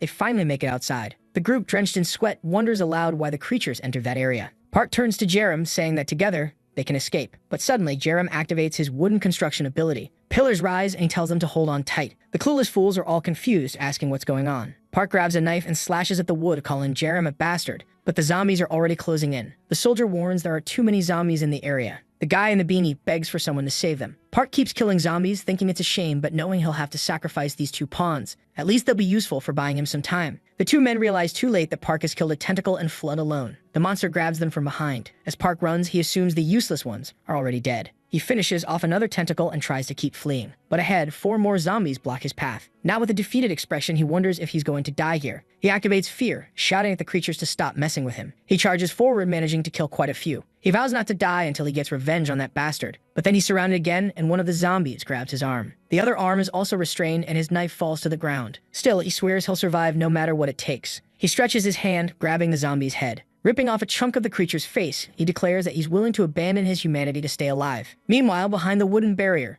Jerem remains calm. He knows the barrier is buying him enough time. He heads to the back of the store to check on the tied-up man. Jerem unties him and tries to wake him up. But as soon as Hammond comes to, he flinches and begs to be spared. Jerem activates his mental care ability. However, he notices it's consuming a lot of mana, probably because Hammond is in extreme shock. Once again, Jerem asks if Hammond is okay. Hammond warns him to flee, saying this place is a nest of killers. There are over 10 bodies in the nearby boxes, making it dangerous to stay. Jerem calmly replies that he already knows and is here to rescue him. Confused, Hammond asks why Jerem is helping him when they don't even know each other. In a heroic tone, Jerem says he doesn't need a reason to help people. He hands Hammond a magic stone, telling him to use it. They'll need it to escape. But Hammond misinterprets the gesture. Remembering how Park once took a similar stone from a corpse, Hammond assumes Jerem might be a killer too. However, he notices that unlike the other stones, this one lacks a strange, malevolent aura. Before he can comment, Jerem explains that he got it by killing a zombie. Realizing that's why it's different, Hammond asks if it's really okay for him to have it. Before Jerem can reply, Hammond takes the stone, thanking him. The system prompts Hammond, asking if he wants to awaken. Feeling energy coursing through his body, Hammond wonders if this is what those other guys felt. Jerem helps him up and asks if he gained any abilities.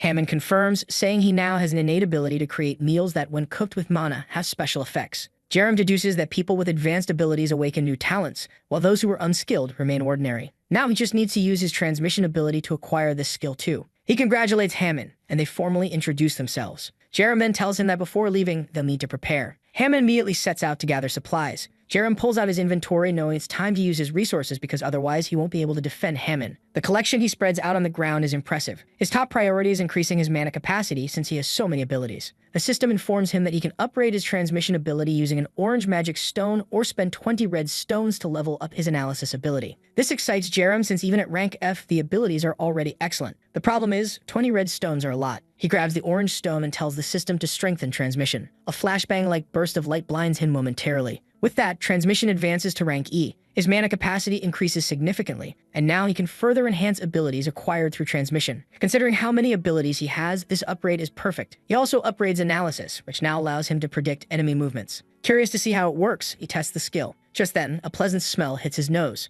Hammond has prepared a meal, saying it's too bulky to pack, so they should eat it now. Jerem eagerly grabs his chopsticks, saying it will be a pleasure. As he eats, he gains a 20% bonus to all stats for 3 hours. The food is incredibly potent. Obviously, he eats everything and cleans the plate. He jokes that when gamer parents have kids, they'll convince them to eat vegetables by saying, "Eat this broccoli, and you'll gain 15 agility points." He praises Hammond, saying it's now much easier to escape. But Hammond mentions that the entrance is blocked with wood. Jerem assures him, saying he knows another way out. He raises his chain and slams it into the ground. A path to the sewers opens. The two descend into the tunnel when suddenly an earthquake shakes the ground above. Hammond has no idea what's happening, but Jerem remains unimpressed. Then the horror reveals itself. Three-headed monstrosity emerges. The heads scream in unison, mocking Jerem for finally being found. Hammond panics as Jerem wonders how they tracked him. The creature is grotesque with 3 heads, 2 arms, and blades extending from its limbs. Park appears with his signature terrifying grin, calling out to Jerem. He tells Hammond to stay back and activates analysis. The system identifies Park as an infected awakened with triple-headed traits, enhanced sword skills, agility, and more. Park, thrilled, declares he can't wait to kill Jerem,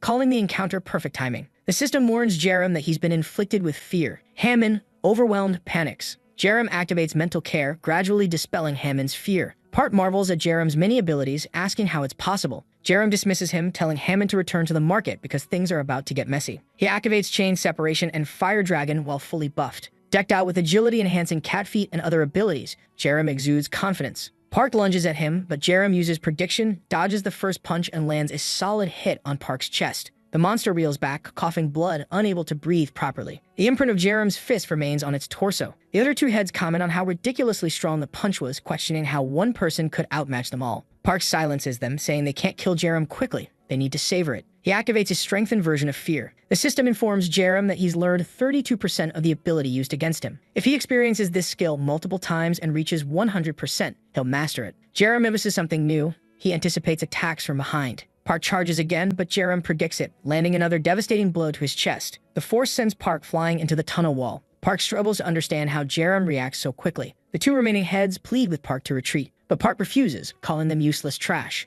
He prepares his weapons as the heads beg him not to kill them again. Ignoring their pleas, he says goodbye and cuts them off. The severed heads grotesquely mutate into something even worse. After a gruesome transformation, Park reemerges with a single massive eye on a new head. He boasts about feeling magnificent now. Activating Fear again, Jerem's skill learning reaches 83%. Jerem is thrilled, calling Park a gift that keeps on giving. Once more, Jerem fends off the fear with ease, using his chains to defend. Finally, his fear resistance hits 100%, upgrading to rank E. Now it's Jerem's turn. He activates his own version of Fear. Park hesitates, realizing it's the same ability he used. But it's too late. Jerem lands another punch to Park's stomach. This time, Jerem follows up with a relentless combo. The monstrous head bursts, and Park's body is hurled to the far end of the tunnel. As he struggles to rise, Park finally understands. Jerem is on an entirely different level. Jerem cautiously approaches the battered Park, who is half transformed and struggling to stay upright. Before Park can react, Jerem secures a chain around his arm and tries to pull him back. However, the monster manages to escape by abandoning half of his body. Jerem is amazed to see that even the severed arm alone is worth an orange magic stone. He quickly calls out for Hammond, asking where he is. Hammond appears, shaken, saying he's been hearing terrifying noises.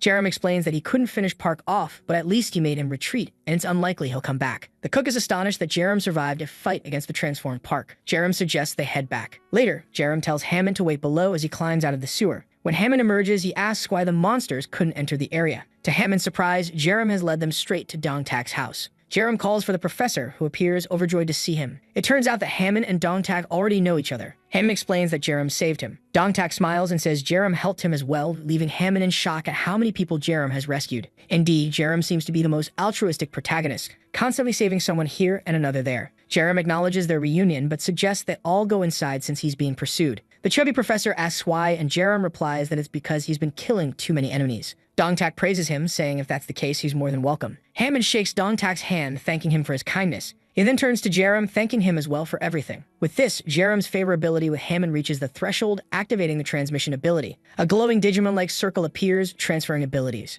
Jerem, now learning Hammond's cooking skill, finds himself at rank F, 0% progress. He wonders if cocktails also fall under this skill. Turning to Hammond, he asks if he brought any drinks. Heading to the kitchen, Jerem decides to prepare a cocktail, not an energy drink with vodka, but one with soda. After a quick shake, the cocktail is ready. It grants it 10% stamina boost for 10 minutes. While it's not as impressive as Hammond's creations, Jerem is satisfied, knowing they'll still be useful. Meanwhile, Park is in the city, killing zombies. After each kill, he devours them, and finally his arm regenerates. Once more, he vows to kill Shin Jerem. However, he senses something approaching, a powerful energy from afar. A demon-like presence causes him to tremble, overwhelmed by its immense power. He even kneels, realizing he can't resist this being's existence. From a distance, a figure appears. Park recognizes her as the likely ruler of this area, the leader of the zombies. A plant-like tentacle emerges from her back, burrowing into the ground. It reappears on the other side, forming a giant mouth in front of the zombies. Park, mesmerized, declares that this is the queen to whom he wants to dedicate everything. The zombies gather, merging into a strange, brain-like structure with a large eye on top. This is their majesty, the 24th master of the martial arts dojo, Park Izio.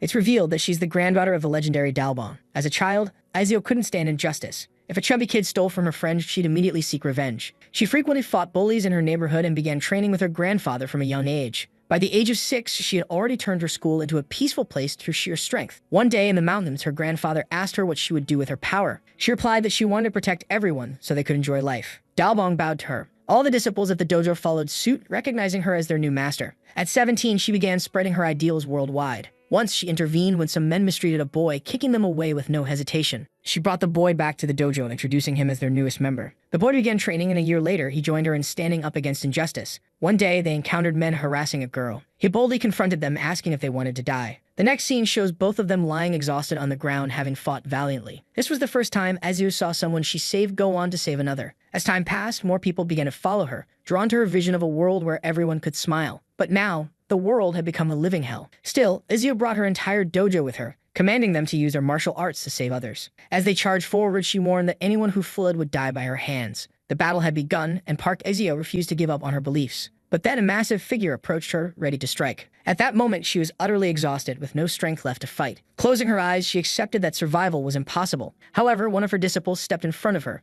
taking the blow directly to his stomach. It was the very boy she had saved in the past. She screamed his name and lost her composure. With a powerful kick, she sent the brute flying and rushed to the disciple, demanding to know why he did it. The young man, bleeding heavily, smiled and said he had learned that martial arts were meant to save others. He was happy he could use what he learned in the right way. She begged him to stop talking, overwhelmed by the amount of blood he was losing. But he simply thanked her for saving him that day. It was then that Izio realized something profound. Her group was dying, protecting one another in the process. Those who had grown and trained with her had saved countless lives. But it was undeniable. Every day, more and more of them were disappearing. Their mission to save others came at the cost of their lives. Holding a flower, she whispered a wish for everyone to find a better place. That night, she resolved to eliminate all those who occupied the village. But just as she prepared, the sky turned green. It was the day the meteor struck. Instead of fleeing, one of her followers ran to her, calling for their master. The meteor hit squarely, engulfing the entire area in smoke. When Ezia regained consciousness, she realized that everyone around her was melting. Her disciples turned to her, saying they felt strange and urging her to flee. But it was too late. Everyone exploded and the goo splattered onto her. She was absorbed into the amalgamation, falling to her knees as claws sprouted from her back and horns grew on her head. The desire to kill consumed her mind. When she regained some semblance of awareness, she found herself transformed. From the pile of corpses, she rose to the sky. A massive eye called her Your Majesty, urging her to consume and perfect herself. She stabbed it with her tail, draining it as the creature pledged its loyalty to the strong. Back in the city, Jerem noticed something strange. The zombies stopped moving. The system announced that Park Kunsun had died. The zombies in front of Jerem disintegrated into sludge. A new mission appeared: prevent the Queen's perfect transformation. He had a 5-hour time limit and needed to inflict at least 50% damage on the infected ground. Sebastian appeared, warning Jerem that Izio had transformed into one of the monsters. Jerem remembered her as Dalbong's granddaughter. Well, at least we're all dealing with the same problem, Jerem muttered. Sebastian said he had already sent crows to notify Dalbong. Within moments, the old man arrived, demanding to know where Izio was. Sebastian pointed to the purple zone, saying she was at its center. Without hesitation, Dalbong sprinted toward her. Jerem told Sebastian to warn others to stay back. It was going to get dangerous. Dalbong stopped and called out for Izio. Jerem looked up, confused by what he saw. At the top of the city, a cocoon floated in the sky, absorbing everything around it. Inside, a faint face could be seen emerging. Jerem activated analysis. Park Izio, 23 years old, now the seat of the queen. She was receiving energy from multiple tubes, and once fully formed, she would no longer be able to return to her human form. Jerem informed Dalbong that they needed to sever those connections to save her. He leaped up with his flaming chains, landing a direct hit on the cocoon. However, it only lost 0.5% durability. Dalbong, at a loss, began concentrating his mana. He explained to Jerem that he could only use this technique once and urged him to watch carefully. Leaping toward the cocoon, Dalbong declared, if something is hard on the outside. Jerem's analysis revealed that Dalbong's trembling fist had an effect similar to acoustic magic. It's soft on the inside. That's where you strike. Dalbong finished. His punch landed with a massive shockwave, creating an explosion and causing liquid to ooze out of the cocoon. Despite his age, Dalbong managed to reduce the cocoon's durability to 88.9%. The old man impressed Jerem, who remarked on his incredible strength. Dalbong said he needed time to recover and encouraged Jerem to learn from the technique. Confidently, Jerem replied that he had already learned enough. He detached his chains and launched himself at the cocoon. Activating the acoustic magic in his fist, he landed a solid punch. A tentacle shriveled and exploded, disconnecting from the cocoon. Its durability dropped to 74%. Dalbong was amazed that Jerem had mastered the technique after seeing it just once. Jerem, combining his skills, began systematically destroying tentacle after tentacle. The cocoon's durability continued to drop, eventually reaching 47.5%. With the completion of the emergency quest, Jerem gained the ability to proclaim another area. Suddenly, the cocoon from the ceiling fell to the ground. Emerging from it was none other than Queen Izio, now in an unstable transformation state. A new mission triggered: defeat Queen Izio. As she locked eyes with Jerem, the system issued a dire warning. A high-level target was now focused on him. The system advised Jerem to run. Slowly, Izio began regaining fragments of her consciousness. Jerem's prediction ability revealed she would attack from all directions. He grabbed Dalbong's arm, insisting they needed to flee. Dalbong, still calling for his granddaughter, seemed confused and reluctant to leave. Noticing Dalbong's condition, Jerem realized the old man would die if he stayed. With a burst of strength, Jerem threw Dalbong a safe distance away, activating agile movement and telling him to run ahead. Behind him, Izio emerged, flying at high speed toward Jerem. Once again, he activated prediction, identifying the paths of her attacks. He countered with his chain, defending himself. But another strike came from behind. Already prepared, Jerem blocked again, activating fear in an attempt to stall her. However, her high rank nullified the effect. Switching strategies, he activated acoustics and blue fire dragon, preparing a strike. Despite the powerful combination, his attack had no effect on her abdomen. It became clear she was so strong that she didn't even bother to block. Then she landed a devastating kick on Jerem, sending him flying. He ricocheted through the forest, crashing into a wall. Izio approached him, step by menacing step. Desperate, Jerem activated wooden construction, encasing her in a barrier. He quickly got up and started running. Within seconds, Izio shattered the barrier effortlessly, resuming her pursuit. Jerem ran toward the base, hearing Dalbong and Nay calling out for him. As one of her attacks neared his back, he activated his area proclamation ability. A barrier formed around the house, protecting everyone inside. Jerem barely managed to dive through as the barrier deflected her attacks.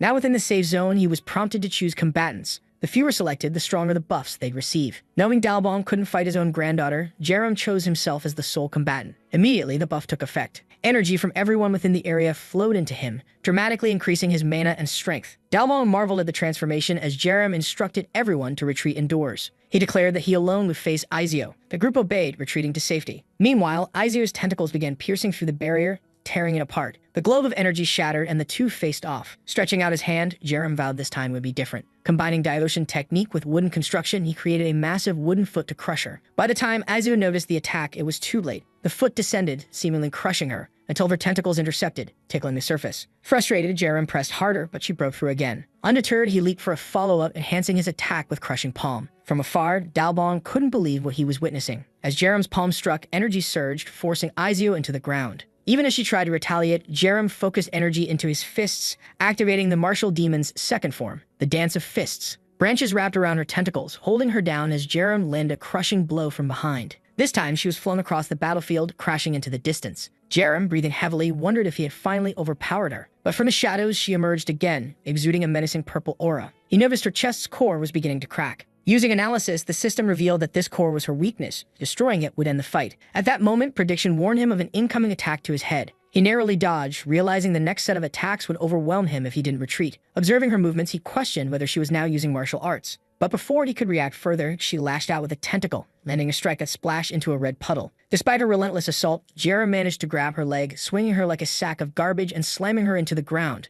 The cocoon's durability dropped to 77%. Seizing the opportunity, Jerem prepared another strike, landing a direct hit. However, Jerem began to notice a pattern. Even when his hits seemed to land, Izio managed to evade at the last moment. As another attack approached, he barely dodged, feeling a sharp pain in his chest from the near miss. She continued her relentless assault, moving faster with each strike. Jerem couldn't help but wonder why her speed seemed to be increasing. She gave at him with an attack aimed at his face, and he countered with a punch. Both of them landed their strikes, sending each other sliding backward. Outside the barrier, the others could only hear the sounds of their fierce battle. Ney asked Dalbong if he was sure Jerem would be okay. But Dalbong's expression was grim. He knew things were heading toward disaster. At this moment, we delve into Dalbong's past. A martial prodigy blessed by the gods, he quickly rose to become a champion. But his arrogance and selfishness overshadowed his skill. He berated his own son, calling him weak and a disgrace to their family. The boy left behind a note apologizing for not being someone his father could rely on. At the age of 20, his son left home. Dalbong dismissed him as a loser and moved on, forgetting the boy entirely. Years later, government officials came to Dalbong's dojo asking if he was the father of Park Sin-rian. Dalbong immediately sensed something was wrong. The scene shifted to his son's funeral. A little girl sat on the floor crying while others murmured about how tragic the car accident was.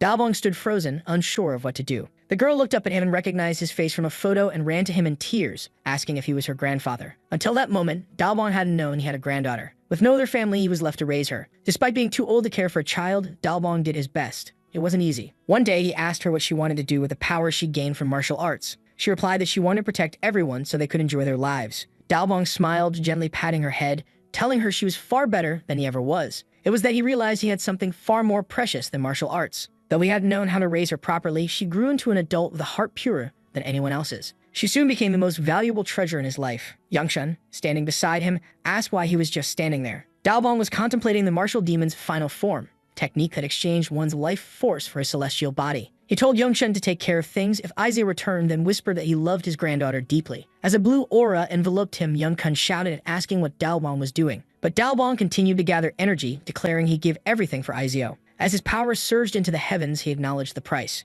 Even if it meant sacrificing himself, he was willing to save Izio. Meanwhile, Jerem was being beaten down. Izio's speed had reached a point where even his predictions couldn't keep up. She launched another punch straight at his face, but suddenly, Dalbong arrived with a flying kick. Izio noticed him too late and took a heavy blow to her arm, sending her flying. Dalbong stepped in front of Jerem, telling him to watch and learn. This is the true power of the celestial demon's martial arts. A pack of spectral tigers emerged from Dalbong, charging toward Izio. The system informed Jerem that he was witnessing a perfect demonstration of an expert's skill. His learning meter shot to 100%, unlocking the second gate of Daoshin. Dalbong assured Jerem he could handle the chaos, giving him permission to rest. Izio, meanwhile, gathered the energy from Dalbong's previous attacks, neutralizing them. Activating her own aura, she prepared for a counterattack. Dalbong praised her, saying it was the least he expected from his granddaughter. But he warned her to stay alert. He was ready for the final fight of his life. Dalbong advanced again, narrowly dodging her attacks and landing a powerful punch to her abdomen, sending her flying. Still midair, she activated power in her hands, forming spikes that pierced his back. Dalbong shrugged off the attack, criticizing her weak resolve. Charging forward, he called her slow and unmotivated. She turned to defend, creating a glowing energy sphere. Even so, Dalbong's strike broke through, slamming her into the ground and cracking her defense. He landed on her shield, calling her name and asking if she had truly forgotten everything when she became a monster. The barrier shattered as she retaliated with another attack. Dalbong ignored it, grabbing her arm and declaring it impossible for her to win. Someone who had lost the true path could never defeat him. With that, he delivered a headbutt directly into her core. The explosion tore through the forest, leaving destruction in its wake. Sometime later, Dalbong stood, distransformed.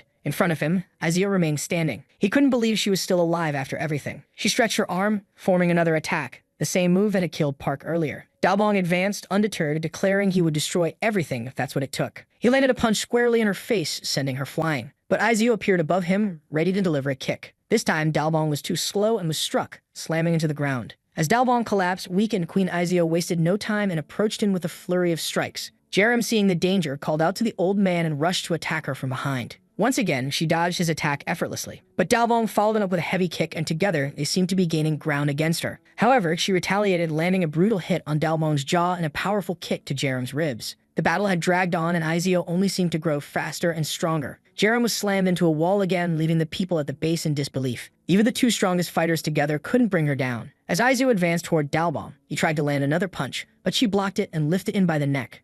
She prepared a clawed hand to finish him, but Dalbong called her name and touched her face. For a moment she froze. Memories of their time in the mountains together, smiling and happy, flashed through her mind. She let out a scream, dropping Dalbong. Realizing this was his final chance, Dalbong gathered all his remaining mana and activated the 8 Gates technique one last time. Izzy retaliated, firing a web-like attack at him, but Dalbong pressed forward, striking her crystal directly with his celestial palm. His mana flowed through her body, causing the crystal to crack. With his strength spent, Dalbong turned to Jerem and told him to finish it. Jerem leaped into action, activating the second form of the martial demon. With a flurry of tiger dance strikes, he finally sent her flying. Her body crashed to the ground as the system announced that her core had been completely destroyed. The emergency mission was over and the queen had been defeated. Exhausted, Jerem collapsed to the ground as the area proclamation deactivated. His vision blurred as he saw people rushing to Dalbong's side. The system informed him that he was about to receive an incredible achievement for completing an impossible mission. Sometime later, Jerem woke up in a bed, groggy and confused. For defeating the queen, he had earned a new ability, the power to combine 2 skills into a temporary new one. As he pondered this skill synthesis concept, someone called his name. It was Nay. She asked if he was feeling better, but he was still disoriented, unsure where he was. Nay explained that he was in a new building they constructed in Sector 2.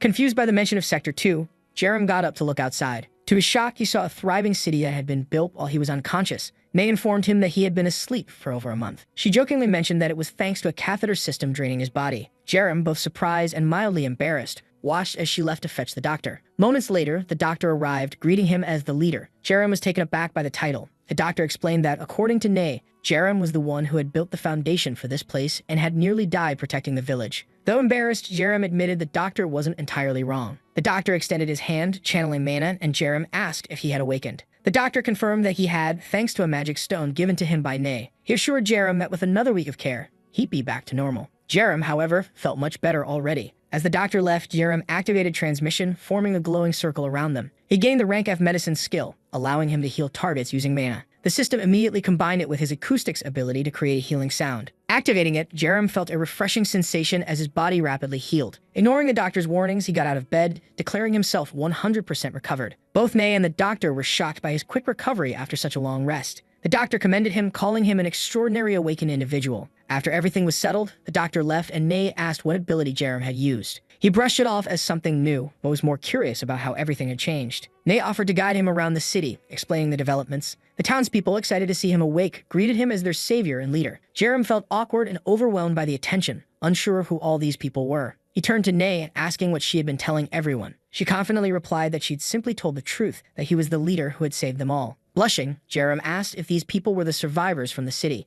Nay confirms that since Jerem defeated the queen, the purple ground had disappeared. This allowed them to rescue many people and use crystals to awaken others. Jerem asks if it was difficult to collect so many stones. She explains that Professor Sebastian discovered a cache while exploring, several tanks surrounded by dead zombies with crystals nearby. Jerem then asks about Dalbong and Izio. Nay says they are in Sector 1 and suggests he go see for himself. When they arrive, Jerem is astonished by the size of the facility. It looks like a modern hospital, complete with electricity. Nay explains they salvaged generators from the city and were rebuilding everything. As they enter, Jerem sees the doctor standing next to 2 bodies. He immediately asks about Dalbong's condition. The doctor explains that Dalbong's spine is severely damaged. Even if he survives this crisis, it's unlikely he'll ever walk again. Jerem notices Dalbong's white mustache and wonders if it's always been that color or if he's just noticing it now. He then asks about Izio. The doctor says her vital signs are stable, but her mind shows no signs of regaining consciousness. Nay pulls Jerem aside, holding his hand and placing it on Izio's head. Suddenly, they find themselves in front of a black sphere. Jerem is disoriented, unsure of where they are. Thankfully, the system explains that they are inside Park Izio's mind. Because Jerem had witnessed the perfect demonstration of an expert,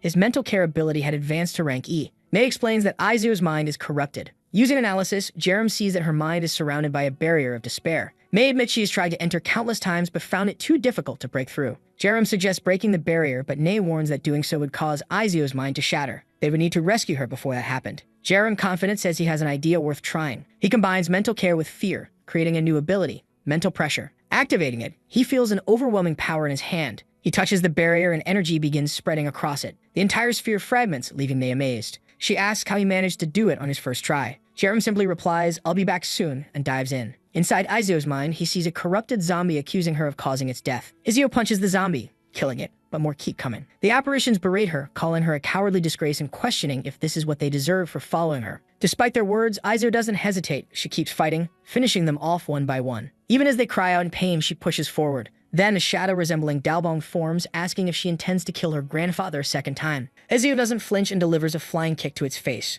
Even the boy she had saved appears, asking how long the Great Master will continue like this. She punches him too, unwavering. This endless cycle continues as the apparitions mock her, claiming she'll tire eventually. They declare they have all eternity, and she will break down sooner or later. Bit by bit, she begins to lose her mind. Dalbong's shadow gains color and urges her to rest, claiming it's the only way out since she'll never escape this place. At that moment, an energy burst explodes on the ground, catching Izuo off guard. Jerem appears, surprising her. Recognizing him, she asks what he's doing there. Jerem admits how mentally exhausted she looks. After all, she's been fighting these apparitions non-stop for over a month. He tells her he's there to help her escape. The apparitions taunt her, questioning if she plans to abandon them and run away. Jerem uses analysis, revealing that these apparitions are manifestations of Izuo's trauma. If she doesn't overcome them, they will endlessly reappear. Seeing how unwell she is, Jerem tells her that none of this is her fault. He reminds her that believing these accusations would insult the sacrifices of everyone who fought alongside her. She admits she knows that, but it's hard to accept. Jerem points to the apparitions. Do they really look like the comrades you remember? Izuo begins recalling those she fought alongside. The boy who sacrificed himself to shield her. The people who stood in front of her as the meteor fell to protect her. She remembers that, until the end, they were pure martial artists. It was her own fear of being insufficient that had transformed her comrades into monsters. To lend a hand, Jerem activated his mental power. He walked toward the creatures and stopped in front of them. He bowed and apologized for insulting their legacy like this. The ghosts seemed confused, but not for long as Izuo once again started destroying them. With that, the mental barrier seemed to dissolve as well. The creatures transformed back into her comrades. They told her that now she was truly the master they had known. They approached her and told her not to resent them like this. They had cherished her time by her side. They would always remain in her memories, but now it was time for her to follow her own path. Izuo called out to them as they disappeared into the air. With this, she managed to overcome her trauma. She turned to Jerem and thanked him for his help, but he responded that she had saved herself, not him. Now it was time for both of them to return to the real world. After crossing the void, she woke up in the hospital. Immediately, she sat up and called for her grandfather. She completely ignored Jerem and ran to Dalbong, saying he was in that state because of her. She fixated on his white mustache. But at that moment, Dalbong opened his eyes. He woke up, telling her it wasn't her fault. If he hadn't saved her at that moment, he would have regretted it for the rest of his life. She told him it was okay, and he didn't need to feel regret about anything anymore. And with that, he hugged his granddaughter tightly. A while later, as Izuo was leaving the room, Nae asked to talk to her for a moment. There was something she wanted to say about Jerem and asked her to take a look. Jerem was sitting on a bench in his city. The boy had suddenly become president. Nae approached him and asked why he was sitting there alone. He replied that he was just resting but noticed that the people seemed quite happy. She explained that everyone was feeling this way because they had just escaped that hell. He then asked about the problems they had faced that month. She said that thanks to the elders in the city, everything had gone well. Jerem was relieved. The abilities he helped awaken had truly made a difference, but he wanted to know if they were missing anything. She said that magical stones were the biggest shortage. Those were the only way to strengthen objects and people. Jerem was surprised that she knew about object strengthening. She explained that she understood it when he mentioned that crystals work as experience. He remembered saying that. She added that she had placed several stones in a generator, greatly increasing its efficiency. That explained why Sector 1 had so much power. He then said it was the perfect time for him to explore the region and collect as much as possible. But she protested, saying he had just woken up and shouldn't leave yet. He countered that this was the perfect reason to start moving his body again. But someone else interjected, saying that if he was going, they would have to accompany him. It was a confident fighter who claimed to be a zombie-crushing professional. Jerem simply agreed, saying, "Let's go." The only thing they needed was a motorcycle. She hopped onto the back of the bike and Jerem sped through the city. They encountered zombies ahead and stopped the bike. The chances of finding survivors were obviously very slim. The bridge ahead was packed with zombies. The horde came rushing toward them, but the confident companion declared she could handle it. She ran toward the creatures and delivered a powerful kick straight to the head of one of the monsters, sending it to the ground. A tongue lashed out from behind her, but she dodged and countered with another punch and a kick, unleashing energy that scattered the zombies. Jerem was impressed by her strength. Finally, the crystals they had been searching for dropped. She handed them to him, and he opened his inventory. She was curious about what that was, and he explained it was just one of his abilities. She asked if they were going to the city, and he said, "Of course." Once on the street, Jerem looked up and saw something surprising. A message indicated that to the south, there was an area using a protective shield. Jerem wondered how people had advanced so much. It seemed to be an organization also known as SHIELD. It was founded with a motto of justice by a national actor named Lee Sang-kyul. The old man stood before the crowd, shouting that SHIELD would protect everyone. The crowd erupted in cheers. Meanwhile, soldiers were shown shooting zombies, fulfilling Sang-kyul's promise. But that was only the beginning. Soon, they began expanding. Sang-hyul raised the hand of a soldier, declaring them the heroes who protected everyone. He encouraged people to appreciate these brave individuals risking their lives. As a result, rewards for fighters increased, creating growing inequalities. A social pyramid formed. While the soldiers pretended to do most of the work, ordinary people were left carrying the burden and doing manual labor. The poor were soon living in tents, while the military and Sang-hyul indulged in luxury. Then the experiments began. A scientist drew blood from a zombie, while 3 people were tied to a wall. He approached them, and you can imagine what happened next. A quick injection, and one of them began to transform. This was the true face of Sang-hyul's army: crazy experiments and pure injustice.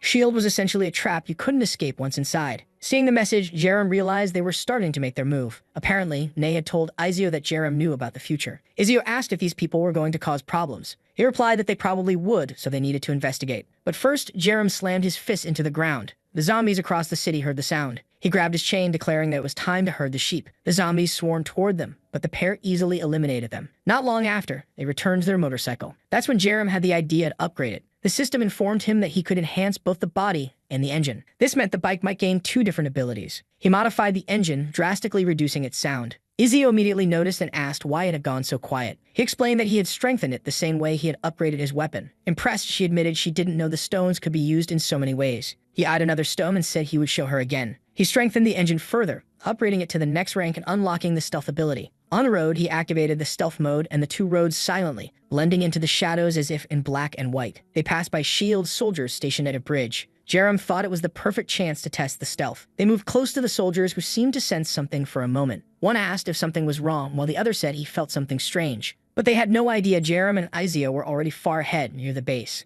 It was the same place Jerem had seen in the past. Their stealth worked so well that they found themselves in the middle of the enemy's base. At that moment, an announcement played declaring that they had finished restoring the village. The voice was one Jerem knew all too well: Kim Hyung-suk, S.H.I.E.L.D.'s propaganda director. Hyung-suk spoke about how, thanks to the awakened ones who had dedicated their lives, they had finally achieved this success. Pointing to the soldiers, he proclaimed that they deserved long lives. For him, the government and military were useless. Only S.H.I.E.L.D. could win this war. The crowd cheered S.H.I.E.L.D.'s name in celebration. Hyung-suk continued, saying they must first appreciate the heroism of these individuals. That was why those who fought on the front lines would become first-class citizens. Jerem activated analysis, discovering that Kim Hyung-suk was a human magic stone eater with the title of hybrid creature. Hyung-suk showed a map, urging everyone to continue earning their qualifications. That way they could access the true S.H.I.E.L.D. villages, or even the central base known as Paradise. Izio remarked that the group seemed massive and highly influential. How do they have so much strength and military resources? She asked. Jerem had no idea, but agreed it wasn't surprising that Hyung-suk dismissed the official military as incompetent. He was more curious about the hybrid creature title and why S.H.I.E.L.D. was so focused on expansion.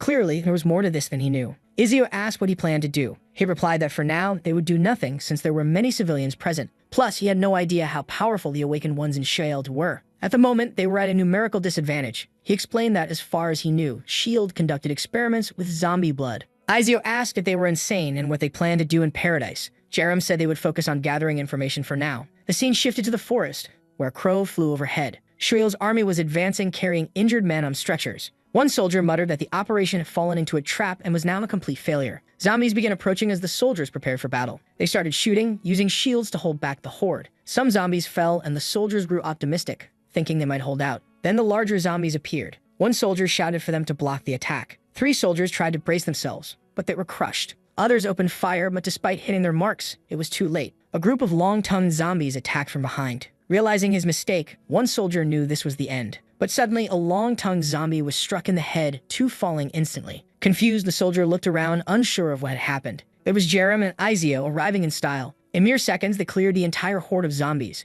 Jerem asked if the soldiers were okay. But the soldiers, overwhelmed by the pair's strength, were more afraid than reassured, demanding to know who they were. Jerem explained that they had come after seeing the message in the city. He then asked if they were part of the organization called S.H.I.E.L.D. The scene then transitions to Hyung-suk's office, where he tells someone to come in. A chubby man enters the room and says he's there to deliver information about the reconnaissance operation. Hyung-suk says he wants to know the reason for these mishaps, and that he's not helping them get stronger just for them to be this incompetent. The man trembles, apologizes, and tries to explain that they encountered several mutant zombies. However, Hyung-suk has already decided he needs to be careful with so many incompetent people around him. The man then says that at least it wasn't all bad, because they managed to find 2 amazing individuals who want to join S.H.I.E.L.D. Hyung-suk orders him to explain, and he says they're people who easily killed mutated zombies. Hyung-suk is impressed since those mutations were extremely difficult to defeat. However, he finds it suspicious that someone so powerful would want to join S.H.I.E.L.D. Maybe they were planning something. He then says he wants to meet these people and asks where they are. The scene shifts to the group sitting on a couch. Hyung-suk and his vacuum-packed friends introduce themselves, saying they are the owners and protectors of the place.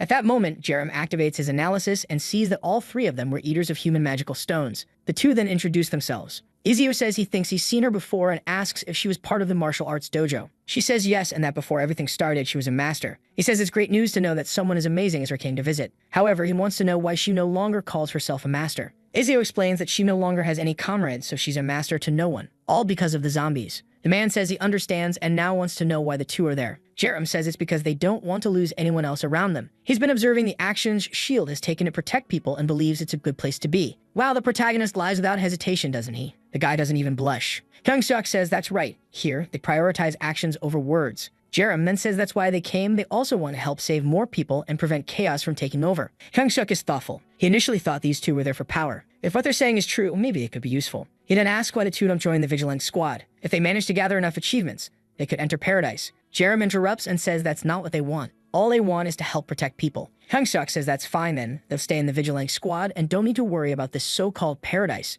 Jerem then comments that based on what he saw from the previous team, they'll meet people who won't just get in the way. Vacuum-packed no. One says the kid is pretty arrogant and asks if he's underestimating S.H.I.E.L.D.'s power. But then Hyung-suk interrupts and says the two of them in the same squad are already more than enough in terms of power. The two get visibly annoyed, veins popping on their faces, and ask if she's looking for a fight. Until Hyung-suk gives them a glare and they quiet down. Man, they train their chest and arms but skip leg day, the classic Dorito shape. Hyung-suk then agrees and says they'll prepare a special squad just for the two of them. Both of them stand up and thank Hyung-suk for understanding their situation. As soon as they leave, the others comment that they seem skilled but are way too full of themselves. Hyung-suk tells them to calm down, saying that taming a wild beast is much more appealing. First, they needed to ensure that these kids were truly as skilled as they seemed. Outside, Izio asks why Jerem didn't want to join the so-called paradise and refused the offer. Jerem explains that pretending to be a hero who wants to help people is the fastest way to gain that guy's trust. He then starts stretching and says it's time to prepare. What he had expected was just arriving, a bunch of guys heading his way, practically punching bags. A tight-shirted guy tells Jerem that if he wants to prove the two of them are enough for the squad, they'll have to fight. Izio tries to excuse herself, saying that her earlier statement was just a joke. However, the guy questions whether she's going back on her word. Someone so inconsistent didn't deserve the title of master. That's where she clarifies that when she said two were needed, she was joking. In reality, just one was enough. Wow, she really caught him off guard there. The men start rushing at her, calling her a bastard, but she's confident and just gives them a little hand signal. Still, you have to hand it to these guys. One even has a man of fist. Too bad he gets kicked square in the face. One punch to another's face and a hit to the chest of the last one. The poor guy's stomach twists and are all sent flying. The onlookers comment that she's tearing them apart, but even with all of them attacking simultaneously, they didn't stand a chance. Another beautiful kick executed by Izio. The tight-shirted guys are terrified of the strength of Jojin martial arts. Another punch sends Yun flying far away. Not even 10 seconds had passed, and they were all moaning in pain. She then says they're a bunch of weaklings and asks how long she'll have to deal with people like them. She looks at Jerem and warns them that he's much stronger than she is. The men start trembling. If they didn't stand a chance against her, imagine against him. One of them, lying on the ground, just stares at Izio's back. She then turns to the two Doritos and asks if the cowards won't fight her. One of them says it seems he'll have to handle this personally. He starts activating his mana and tells her things are about to get serious. Izio gets excited, realizing the guy is better than she expected. She gets into her stance and signals him to come. He attacks, but suddenly someone yells at them to stop. It's Hyung-suk, who jumps down from above and runs toward the bald guys. He slaps them across the face.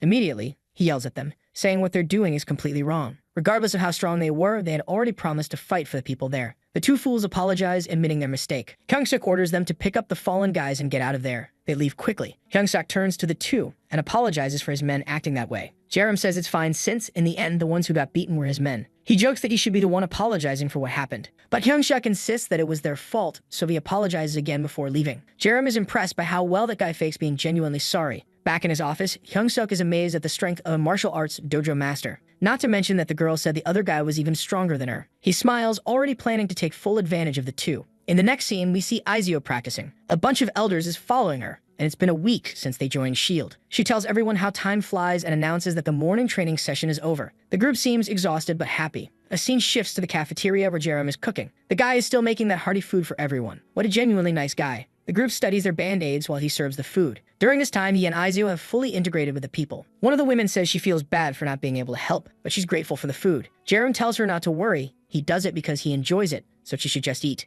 The woman then looks at her daughter beside her and tells her to thank the captain. Jerem activates his analysis. The girl's name is Siu Yerem, a 10-year-old with a skilled dreaming girl. Naturally, he's curious about this ability. The girl bows and thanks Master Jerem. At this point, her favorability is maxed out and he can now steal her skill. It seems he'd spent the week being kind to her just to make this happen. He activates the transmission. A circle appears and he obtains the F-rank magical girl skill. With it, he can turn dreams into reality using mana. That day, he tested the skill, finding it both terrifying and incredibly useful. The scene shifts back to Kyung-suk and his comrades. He asks if it's true that the two gain the people's trust in just 1 week. Someone confirms, adding that Jerem seems to be spending more food than usual to keep everyone well fed. The leader wants to know if he's done anything beyond that. The guys say they've only been teaching martial arts and distributing food. Hyung-suk asks if they think there's some kind of angels performing miracles in this place. The man with thick eyebrows insists that he's sure they're planning something. The leader then asks if the power plant is still inaccessible. The guy says yes, it's too dangerous, but they've been keeping an eye on it. Hyung-suk says this is the perfect time to check it out to see if those two are truly heroes of justice or just bluffing. Sometime later, he tells the two that he's heard about all the good they've been doing for the survivors.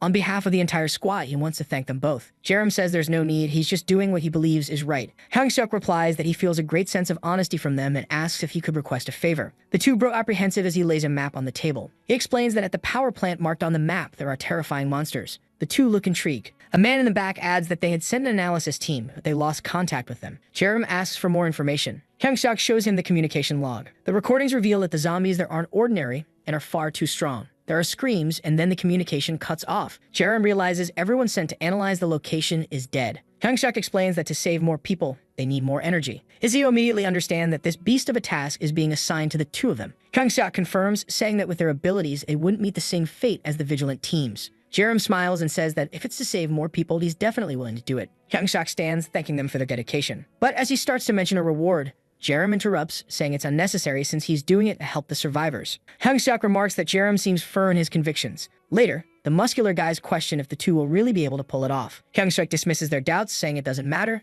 If they die, it's not their problem. While they're attacking the power plant, the squad will target a hospital they've been planning to raid for a long time. Outside, Jerem and Izio talk. Izio expresses her doubts, noting that many people have died in that place. Jerem agrees about the danger, sure that there's a creature of much higher level there. But Izio says that makes it even more exciting and tells him they should get going. On the road, they're back on their bikes, heading toward the plant. When they see the sign for the plant, Jerem jokes it feels like PUBG. As they cautiously approach, Jerem suddenly tells Izio to wait. Something is leaping toward them. It's an albino ghoul, jaws wide, ready to devour them. Jerem quickly realizes these are evolved ghouls. He launches an attack with his chain, but the creatures are covered in energy. He hadn't expected these creatures to have mastered electricity. They unleash a combined triple attack, sending electricity through Jerem's chain and shocking his arm. Stunned, he freezes, similar to Pikachu, as the monsters rush at him again. Izio calls out and moves to help. The creatures launch another attack, but she manages to raise a barrier. She tries to hold them off, but the monsters overwhelm her, and she takes a hit. It doesn't last long before they're back aiming to bite Jerem. He lowers his head to shield himself, but takes a blow to the chest. The monsters aren't just electrically charged.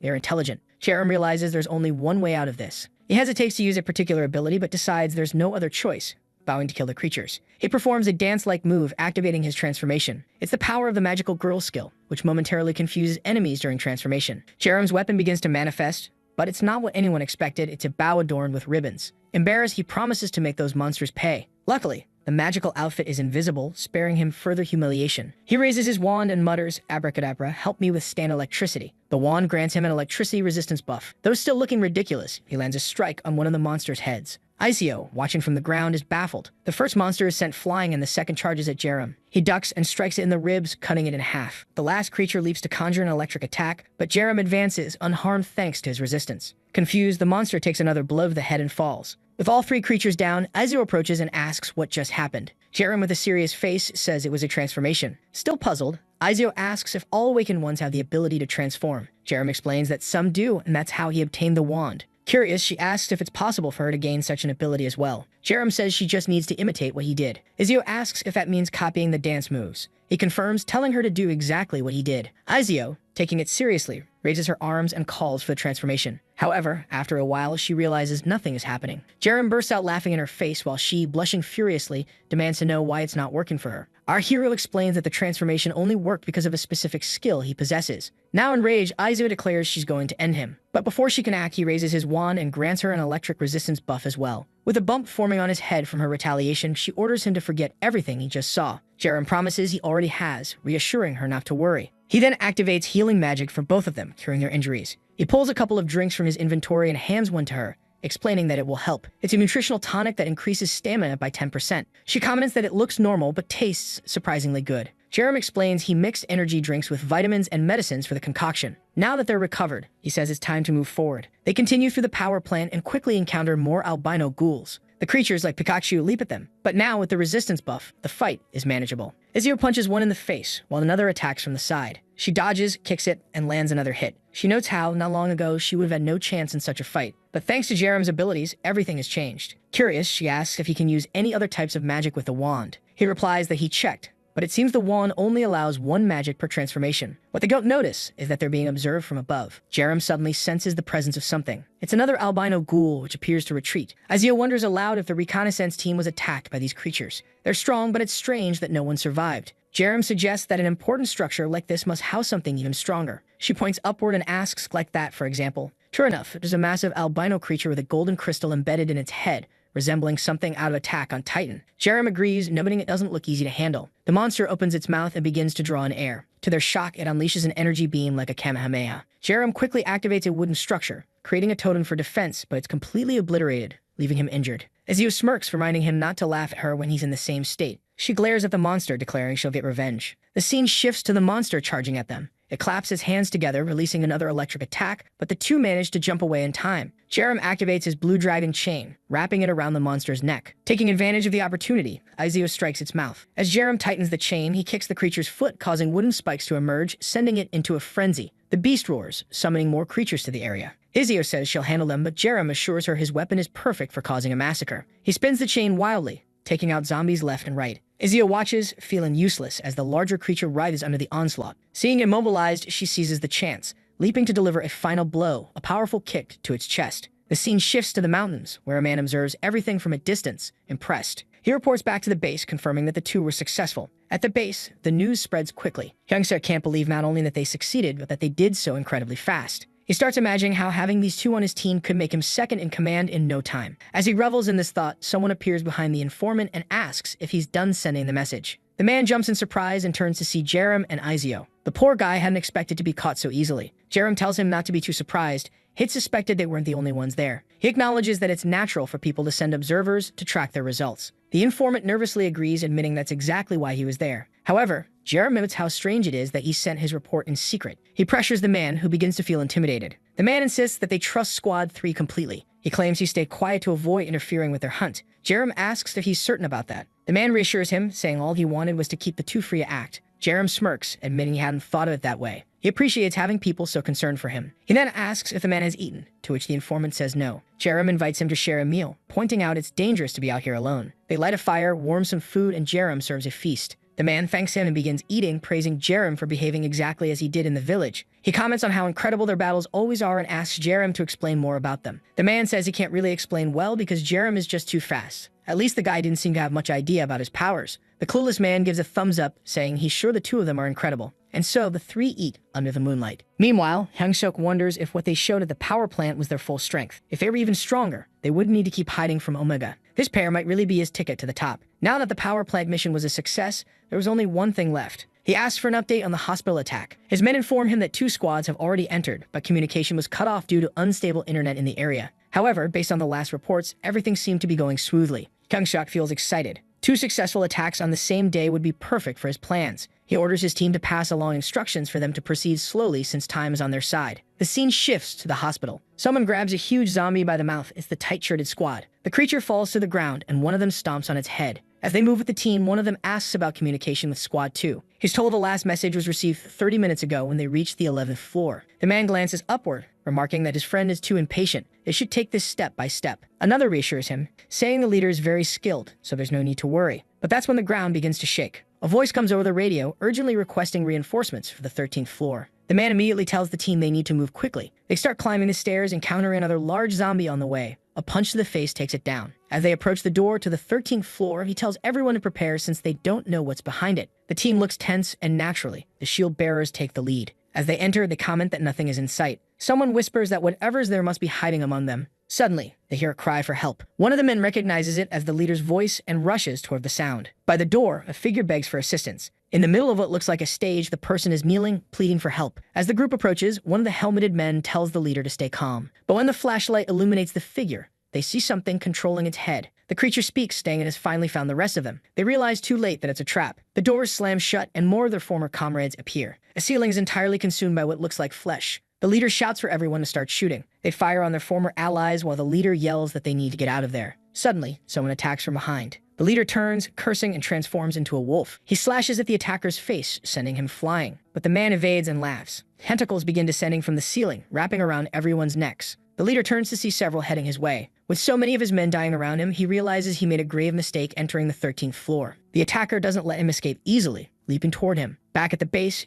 Youngsuk grows impatient. He asks if there's any new information, but his men say there's still no contact. Since the squads ascended a few more floors, communication has been lost entirely. Just then, they receive a report from the leader of Squad 1 requesting a response. Youngsuk grabs the microphone, asking for an update on the attack. The leader reports that they've reached the top floor but are facing a small issue. They'll need many more awakened fighters. Youngsuk feels uneasy since if even that guy can't handle it, it must be serious. He tells the leader to hold out as long as possible while he arranges reinforcements. Unbeknownst to him, the leader's mind is already under control and he thanks Youngsuk for the reinforcements. Back with Jerem's group, they've just finished their meal. The informant thanks them for the food and says he's heading off, but then he receives a message over the radio saying there's trouble at the hospital. He's told to request assistance from the 3rd squad as this order comes directly from the chief. The man acknowledges and heads over to Jerem, asking if he can help. Jerem agrees and asks for the hospital's location. The next scene shows them speeding on a motorcycle, arriving at the site of the massacre. Jerem asks if it was the leader of Squad 1 who called for reinforcements. The man confirms it was him, using the walkie-talkie to request more awakened fighters. Jerem finds it odd and asks to speak with the chief. Youngsuk picks up the microphone,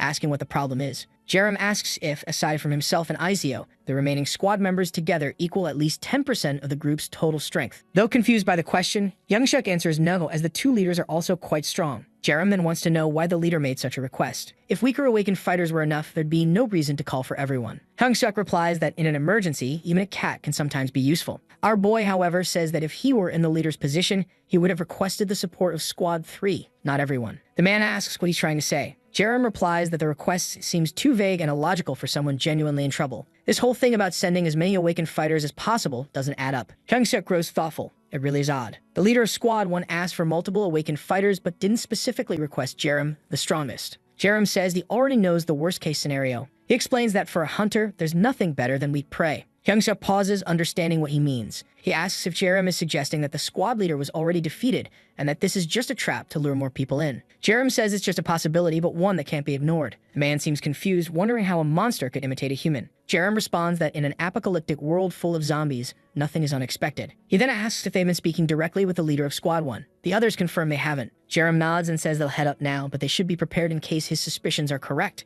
The man agrees. Jerem calls over another man and asks if he wants to join them. Naturally, the man isn't foolish and says it doesn't seem like the right place for him to be. Jerem replies that he'll keep the walkie-talkie since he'll need to stay in contact with the chief. The man teaches him the frequency and wishes him luck. With that, the pair enter the hospital. Once inside, Izio asks if this is really a good idea. If their suspicions are correct, the place has been overrun by monsters. She's convinced that the leader of Squad 1 isn't the only one who was defeated here. Jerem knows that for him, this place is safe, but that's not the case for Izio. To ensure her safety, he decides she needs an upgrade. He remembers the stone he took from the park's creature earlier. Opening his inventory, he retrieves the gem and hands it to her. She looks shocked, asking if it's even more precious than the red one. He explains that she already defeated a giant ghoul and that he'd feel much more at ease with an even stronger comrade. Hesitantly, she takes it, agreeing to use it. The gem surrounds her in a golden light and she feels her body filling with strength. She thanks him and Jerem says it's just a reward for all the hard work she's done. They continue their path and come across someone with half their head eaten, completely brainless. As they climb the same stairs as before, they hear some noises. 3 zombies are coming their way. Izio tells Jerem not to worry, saying she'll handle it. She delivers a marvelous kick, and even though there are more than 3, they all fall. The creatures are split in half, and Izio confidently looks back at Jerem. At the door to the 13th floor, they recognize it as the source of the distress call. Jerem asks if Izio is ready, and she confidently says yes. The door slowly opens, and they cautiously step inside. From within, they hear a cry for help. Izio says it's the voice of the Squad 1 leader, but Jerem immediately realizes it's a trap. She asks how he's so sure, and he explains that unless someone is suicidal, they wouldn't scream for help in the middle of a hallway. She acknowledges that it makes sense and asks what they'll do. Jerem tells her to stay close as they move forward. He pulls out his chain from the inventory and advances through the hallway. Izio suggests collapsing the entire structure instead of walking into a clear trap. Jerem considers it but says he has a better idea. They enter the room where the cries are coming from. At the far end, a figure is calling for help. From a distance, Jerem asks if it's the leader of Squad 1. The leader responds, claiming his leg is injured and he needs help to move. Jerem simply raises his arm and activates the chain's transformation. The leader looks confused, blinded by a purple light. Jerem had activated the F-rank magic wand, putting the figure in a state of confusion. He then conjures a spell for a flammable oil attack and launches it at the leader. Before the figure can react, Jerem ignites the oil with a fire chain. Immediately, everything in the room starts melting. A strange wolf-like creature attempts to approach Jerem, but he quickly activates a wooden barrier, trapping everyone inside. Jerem declares that they can all now experience the cauldron. Inside, flames spread rapidly, even reaching the ceiling. The creatures claw at the walls in desperation, but the wood is too sturdy. As the fire consumes them, their bodies blister, and they begin to wail. With little oxygen left, they can barely move, suffocating as flames engulf them. Their agonized howls echo as they are reduced to ash. Outside, Jerem and Izio wait. He asks if she's ready, and she confidently says yes. Once again, Jerem uses a combination of mental control and fear to activate mental pressure. At that moment, the wooden wall is destroyed and the two guys emerge.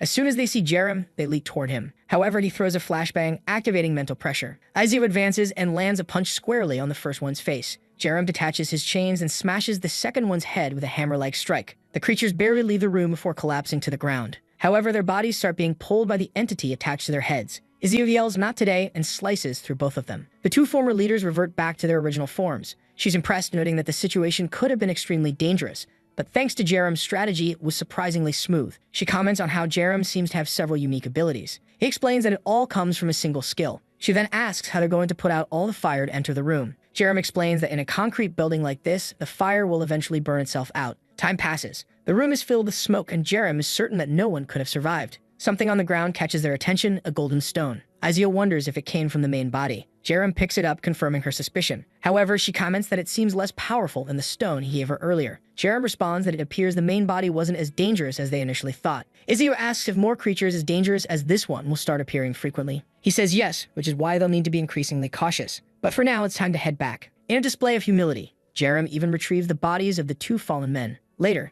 Hyung-suk approaches the pair. He admits he had no idea there were monsters capable of controlling people. He tells the duo that if it weren't for their kindness, the entire squad would have been wiped out. He promises never to forget the kindness they've shown. But before anything else, he needs to report this to the higher-ups. He asks them to wait for a moment, and Jerem agrees. As Hyung-suk walks away, Izio comments that his attitude seems to be changing. Jerem explains that it's obvious. Hyung-suk lost everyone who was extremely useful to him. Now backed into a corner, he's in a desperate situation. She realizes that to him, they are now his only solution. Jerem sees this as a perfect opportunity. They'll replace the fallen team members, get closer to the higher-ups, and infiltrate S.H.I.E.L.D. even further. At this rate, they'll enter the so-called paradise in no time. The door opens, and Hyung-suk asks if they can talk for a moment. Jerem agrees, and the scene shifts to the reception area. Hyung-suk explains that he spoke with the higher-ups and mentioned the duo's performance. Jerem seems intrigued. Hyung-suk says he understands they don't want public recognition, but he couldn't provide false information to the team. As a result, the commander wants to meet them. Jerem hesitates, asking if they really need to meet in person. Hyung-suk confirms, explaining that the commander is extremely busy, so they'll need to deliver the information themselves.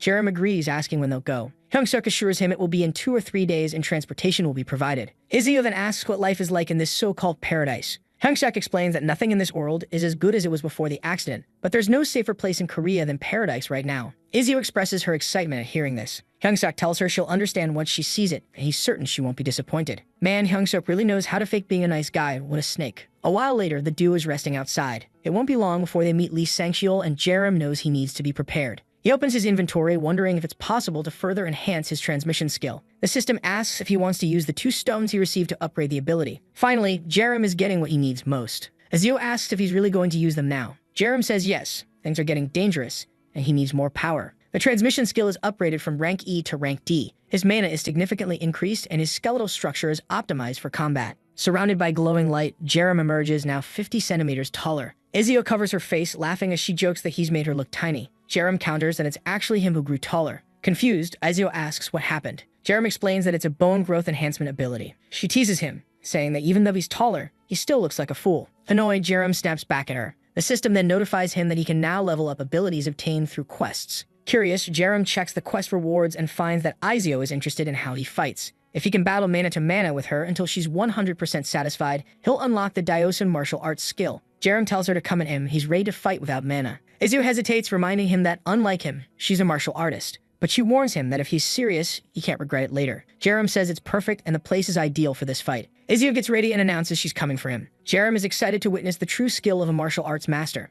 She comes at him with a dangerous and stunning kick, but Jerem manages to block it. He's shocked at how much power her slender legs pack. It's heavier than he expected. He tries to grab her leg, but she pulls it back, saying she won't let that happen. With a punch to his arm, she sends Jerem flying. Before he can recover, she leaps at him with another beautiful attack. A heel strike he barely blocks, falling to his knees. Just as he regains balance, she spins around for another strike. Jerem looks nervous, but there's a strange calmness in his expression. He counters her kick with a punch, causing an explosion of force. Izio was impressed that he can exert so much strength without even preparing. Jerem goes for another punch, but Izio floats into the air. As she lands, Jerem is already charging toward her. She dodges and smugly says that this is what true martial arts look like, landing a palm strike to his stomach. The impact leaves a visible mark, almost like a tattoo, on Jerem. Panicked at the idea of losing, Jerem retaliates with a quick combination of attacks. But Izio's movements are too smooth and fluid. As she lands another palm strike, Jerem is fascinated, trying to understand her techniques. At that moment, Izio grows confident, too confident. Suddenly, Jerem grabs her arms and she realizes her mistake. He declares that victory is his now, but Izio changes her expression, aiming a kick at his weak spot. Jerem merely saves future generations at the last second. He yells at her, demanding to know what she's doing. Izio looks embarrassed, pretending not to understand his frustration. Jerem shouts, asking if she's trying to turn him into a eunuch. She reassures him that the power of the kick was adjusted. With her legs still trapped, she warns him that zombies can attack there, so he better be prepared. Jerem firmly denies this, saying zombies don't attack there. He then questions what kind of forbidden martial art she's been learning. Izio defends herself, claiming she had no choice since her hands were restrained. Jerem scolds her, saying it's outrageous to use such a move just because of that. Izio finally admits she's tired and concedes defeat, though her satisfaction with the fight is only at 20%. Nearby, a group of onlookers stares at them, mistaking their sparring for something romantic. The spectators murmur that young love is in the air. Later, the pair is sparring again and the same group of odd observers watches them. Jerem grows suspicious, wondering what's going on with these people. He overhears someone saying that their fight looks intense and close. Flustered, Jerem wonders what rumors are spreading. He notices Izio might have overheard and immediately dashes away. She chases after him, but instead of following, she confronts the bystanders, explaining they misunderstood the situation. She assures them she would never do anything so shameless. The men apologize, afraid of upsetting her, and promise to be more careful with their words. Izio, satisfied with their apology, says she won't punish anyone this time. Jerem, however, thinks her reaction will only make the rumors worse. Izio asks if he heard what they were saying, and he admits he only caught part of it. She tells him not to worry, claiming she's made sure the rumors won't spread. Jerem, unconvinced, is sure this will only escalate things. When asked where he's going, Jerem says he's heading to see Jerem. Izio is curious as she had forgotten about the little girl. When they meet Jerem, she excitedly asks where they're going. Jerem asks her if she dreams of becoming a magical girl. Jerem enthusiastically says yes because magical girls can defeat villains with ease. She pulls out a little book from her bag, asking if Jerem wants to read it. Feeling awkward, Jerem agrees, saying he'll read it with her. He then takes out a red stone and offers it to Jerem, explaining that if she holds it and says awaken, she can become a magical girl. Jerem asks if he's sure and Jerem confirms.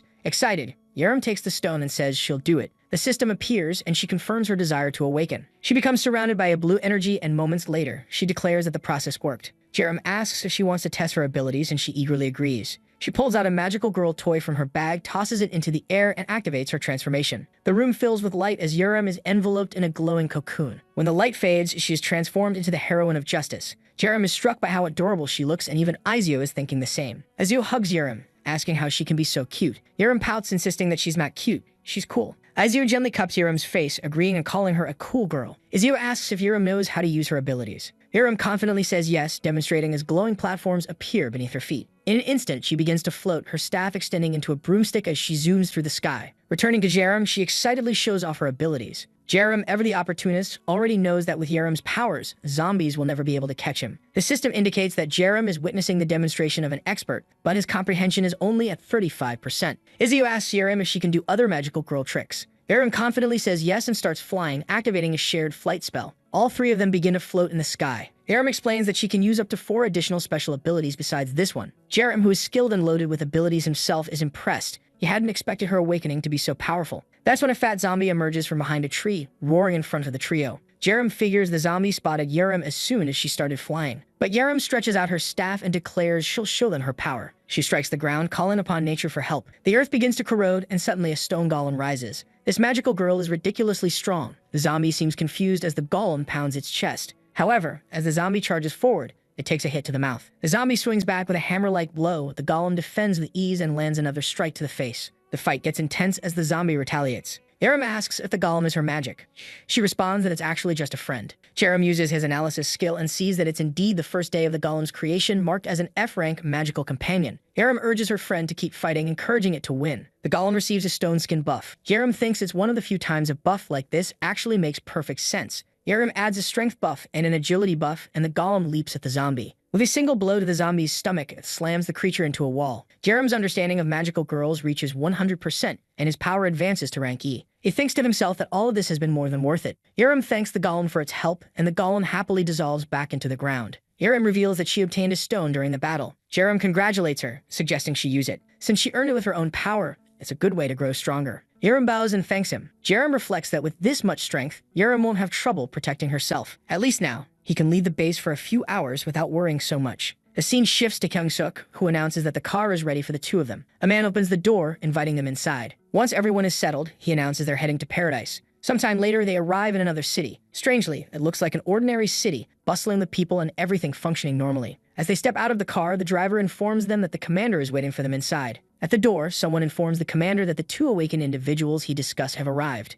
In the back of the room, it's clear who it is. Lee Sang-cheol welcomes Kyung-suk. The subordinate bows and asks how the commander is doing, congratulating him and mentioning how hard he's been working. Meanwhile, Jerem activates his rank E analysis skill. Lee Sang-cheol, 44 years old, is a D-rank human. Unsurprisingly, he's a consumer of human magical stones and possesses a unique ability called the Dominator. The fact that Sang-cheol has a skill makes things more complicated. However, his behavior aligns with Jerem's observations. Sang-cheol is far better at defense than offense. Jerem wonders how this man managed to expand his territory so much. If Sang-cheol had a combat-enhancing ability, he wouldn't act this defensively. This implies he either gains power by controlling others or through territorial expansion. To Jerem, either option works in his favor. Kyung-suk introduces Jerem and Izio, explaining they are the individuals he mentioned. Sang-cheol steps forward, saying he's heard they did excellent work. Jerem humbly responds that they only did what was necessary. Sang-cheol praises his humility and invites them to follow him. The pair, however, remain cautious. Outside the building, people are loading boxes into a truck. Suddenly, their expressions change. A snake-like creature and a zombie are creeping up behind them. Before one of the men can react, he's crushed against the truck, killed in an instant. Another man tries to shout a warning, but is silenced when the snake's tongue pierces his mouth. Jerem notes that the snake appears to absorb the man's brain, gaining his knowledge. The snake slams the corpse against a wall and lets out a roar, sending shockwaves upward. This attracts all the other snakes and zombies nearby. The scene shifts back to Sang-cheol, who says he had an enjoyable conversation with Jerem. Jerem agrees, stating he felt the same. Sang-cheol shakes their hands, expressing his hope that they'll visit again. Kyung-suk, however, isn't pleased with how close Jerem has become to the commander. He's shocked that Jerem gained so much trust in such a short time. It was also the first time Kyung-suk saw the commander laugh so much in one meeting. Clearly, Sang-cheol wants to grow even closer to them. Sang-cheol tells Kyung-suk that now that he's been promoted, if anything happens to Jerem or Izio, he should inform him immediately. Kyung-suk bows, promising to do his best to support the two. As they head back to the car, Jerem congratulates Kyung-suk, jokingly asking if he should start calling him General now. Kyung-suk responds that there's no need to be so formal and Jerem can just call him Kyung-suk. A man brings over a box and Kyung-suk explains that it's a reward from the commander. Inside, it's packed with zombie stones that Jerem knows will be useful for his village. Jerem thanks him and Kyung-suk says he hopes they can work even closer together now. With this trust secured, Jerem has completed the first stage of his plan. Little by little, he will gain more skills and continue advancing. But then a man comes running, announcing emergency. Kyung-suk asks what happened, and the man reports that a wave of zombies is approaching the satellite village. Both Jerem and Kyung-suk are confused as no one had any prior warning. The man explains that it appeared out of nowhere, and worse, there are creatures they'd never seen before. Jerem knows this satellite village is nearby and realizes Jerem is in danger. He urgently asks Kyung-suk for the fastest bike available. Kyung-suk agrees and tells him to follow. At the front of the building, a group of armed people with shields is ready to defend. One of them, the survivor from earlier, seems to have become a hero. Another man informs them that the creatures have already entered another village. It's the worst-case scenario as Squad 3 isn't present and they likely can't withstand an attack from monsters they've never seen before. Jerem stands nearby, watching everything unfold. Determined, she knows that if Jerem were there, he'd help everyone. She approaches the troops and calls out to the leader, asking if she can help. The leader shouts at his men, reminding them that their job is to evacuate the civilians, not let children fight. But Jerem insists that she's awakened and has abilities. The leader is taken aback as no one knew this about her. She confirms her abilities and begs him to let her assist. Curious, the leader asks what kind of powers she has. Jerem explains that she can use transformation magic. Understandably, he's skeptical. Just then, the warning comes that the zombies are approaching. Massive snakes lead the charge, followed by hordes of zombies. The creatures are larger than buildings, and the troops immediately realize they stand no chance.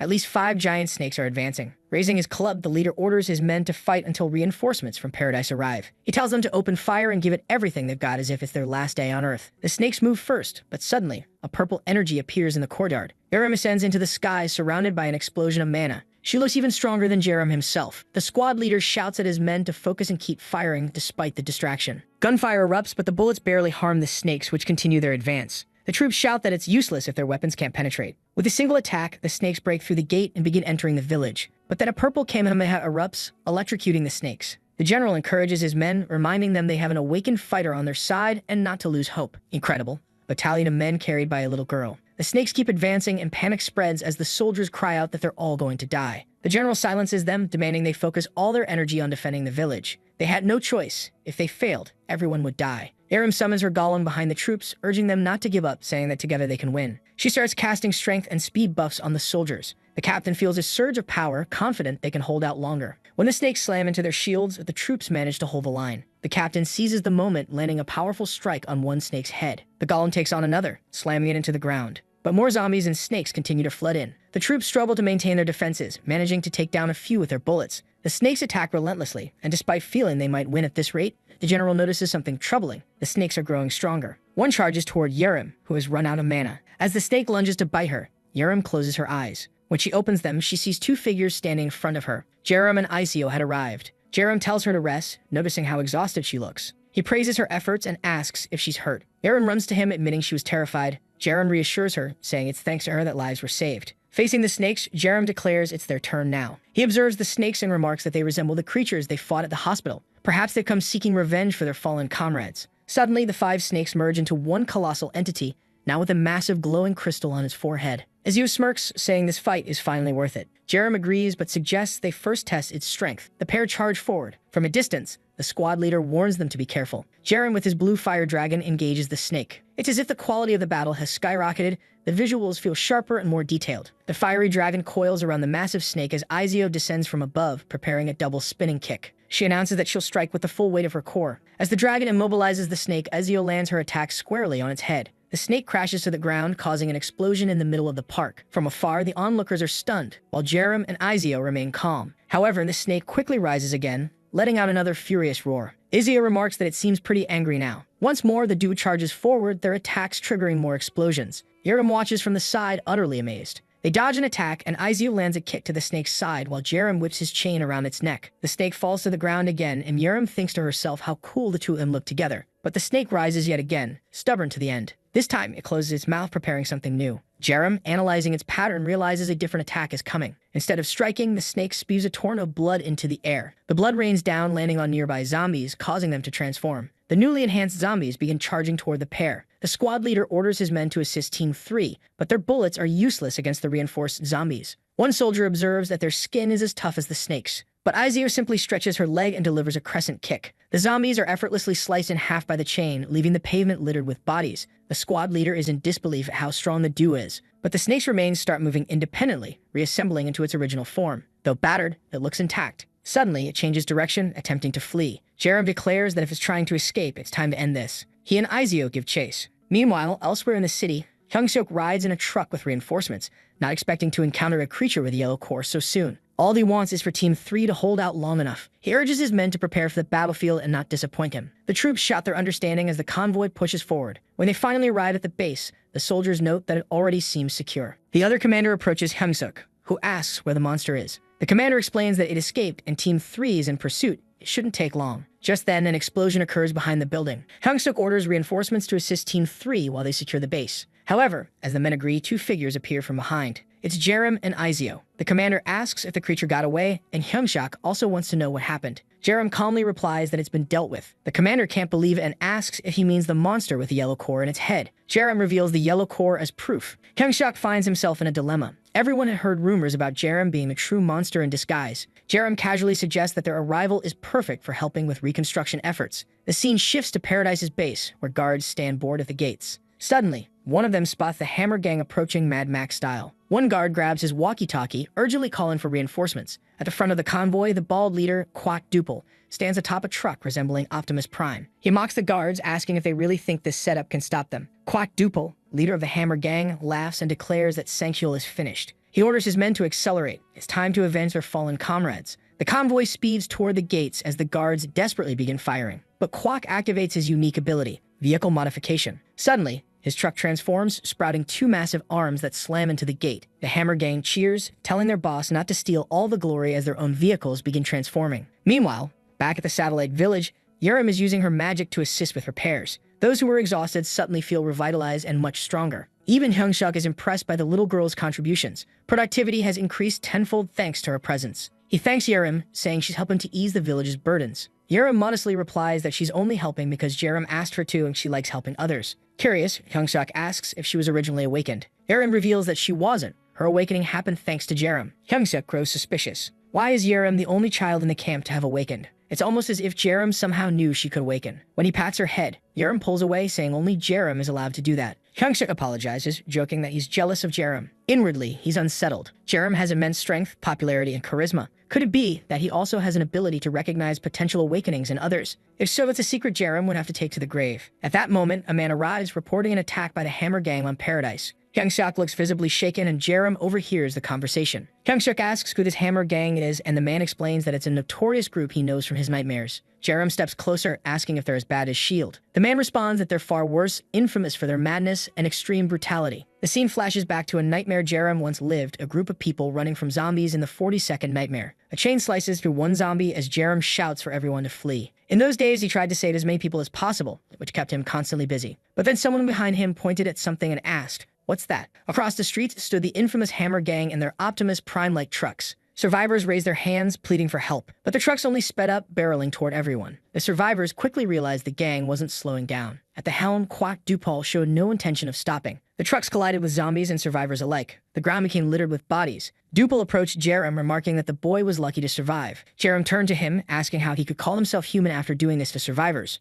Dupal feigned innocence, claiming he thought they were all zombies. He justified his actions by saying he was certain they had been bitten and killed them to prevent risk. Yerim yelled that it made no sense to assume that without checking first. Dupal retorted, asking if Yerim was willing to take responsibility for the risk his men would face. If not, he should shut up. That was Yerim's first encounter with Dupal. Back in the present, Aizu expresses her disbelief that someone would run over survivors. Yerim assures her he knows how terrible these people are. At that moment, Hyungshuk receives an urgent report about a terrorist attack and requests immediate assistance. Yerim tells Aizio they'll head out on the bike, calling her to join him. They speed down the road. Along the way, Yerim asks if she heard the details. He activates his invisibility skill, surprising Aizio. Upon arriving at the scene, they see Optimus Prime-like trucks tearing apart the base. A direct battle between Dupal and Sankhyul is underway, a clash of titans in their later years. Despite his age, Sankhyul leaps into action, activating his rain skill, which allows him to draw strength from his subordinates. He strikes Dupal with a powerful blow to the knee, channeling power through his staff. Electricity crackles, forcing Dupal to step back. Sankhyul regrets not dealing with these people sooner.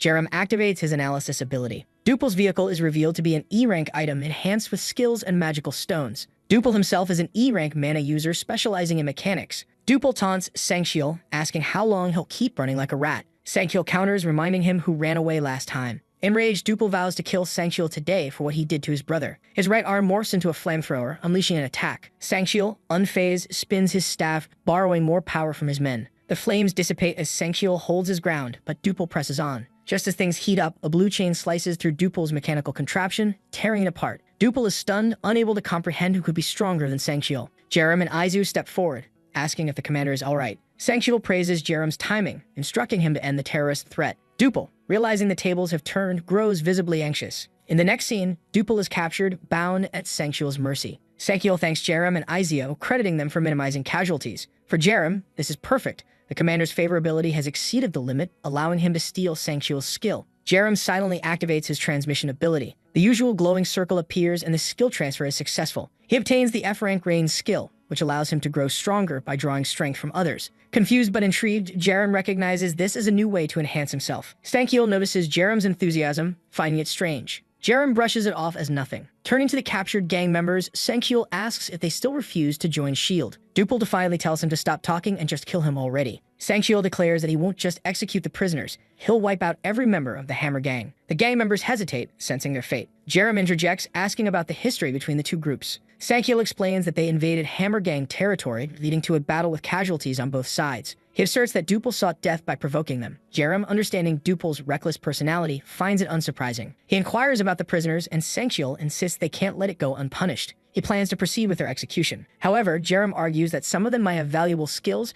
and it would be a waste to kill them outright. Sankyil acknowledges Jerem's proposal but expresses doubt, saying they've run out of ways to persuade the Hammer Gang. Even threatening their families hadn't worked. Jerem confidently suggests giving him 3 days to try again. Sankyil hesitates, questioning if such a short time would be enough. Jerem assures him that if he fails, they can proceed with the execution as planned. Seeing no harm in the delay, Sankyil agrees, appreciating Jerem's enthusiasm. He orders the soldiers to transport the prisoners to the detention camp, and the battlefield is cleared. Izio asks Jerem what they're doing next. Jerem explains that it's time to test a new ability. Curious, Izio presses for details, but Jerem simply states, actions speak louder than words. He activates Ring, setting its power to maximum level 10. Immediately, he feels an intense drain on his mana, but also an overwhelming surge of strength. Energy courses through his body, leaving Izio astonished at his transformation. Jerem slams his fist into the ground, creating a shockwave far more powerful than he anticipated. Izio rushes over, jokingly asking if he's on steroids. Jerem explains that the skill consumes a massive amount of mana, wondering aloud how Sankyil manages to use it so effectively. When Izio inquires further, Jerem awkwardly deflects, his mind racing with thoughts of how dangerous Sankyil truly is.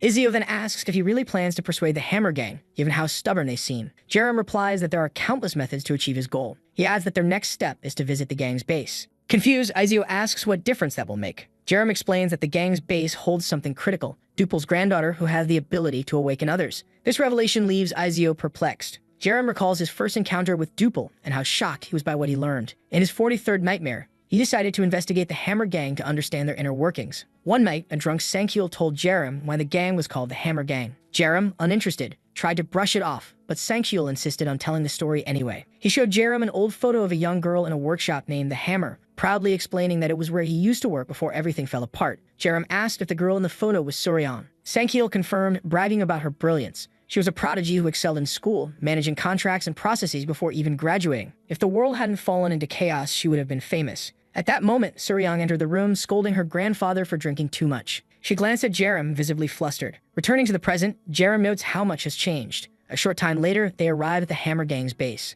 Activating his stealth ability, Jerem sneaks into the area where Suryang resides. He finds her immediately and uses his analysis skill. Kwak Suryang, 18 years old, a human with no class rank listed as a mediator. As Jerem suspected, she has potential but hasn't awakened. He deduces that Duple awakened his men first to keep her safe. Jerem approaches carefully. Startled, Suryang drops her bucket and demands to know who he is. Jerem asks if she's Duple's granddaughter, explaining that he has something important to discuss with her. Later, Suryang confirms the prisoner's capture, including her grandfather, and asks what they want from her. Jerem explains that to prevent their execution, they need her help. Suryang accuses them of planning to use her as a hostage, insisting that not even her grandfather would yield to such tactics. Jerem clarifies that this isn't their intention. He places a human stone on the table and tells her they need the ability she's destined to awaken. Confused, Suryang doubts her ability to do anything useful, questioning how it could prevent the execution. Jerem assures her that he has a strong feeling she'll awaken something invaluable. Reluctantly, Suryang takes the stone and agrees to try. The item is consumed and a glowing system window appears. She gains the unique ability to give a like know this video that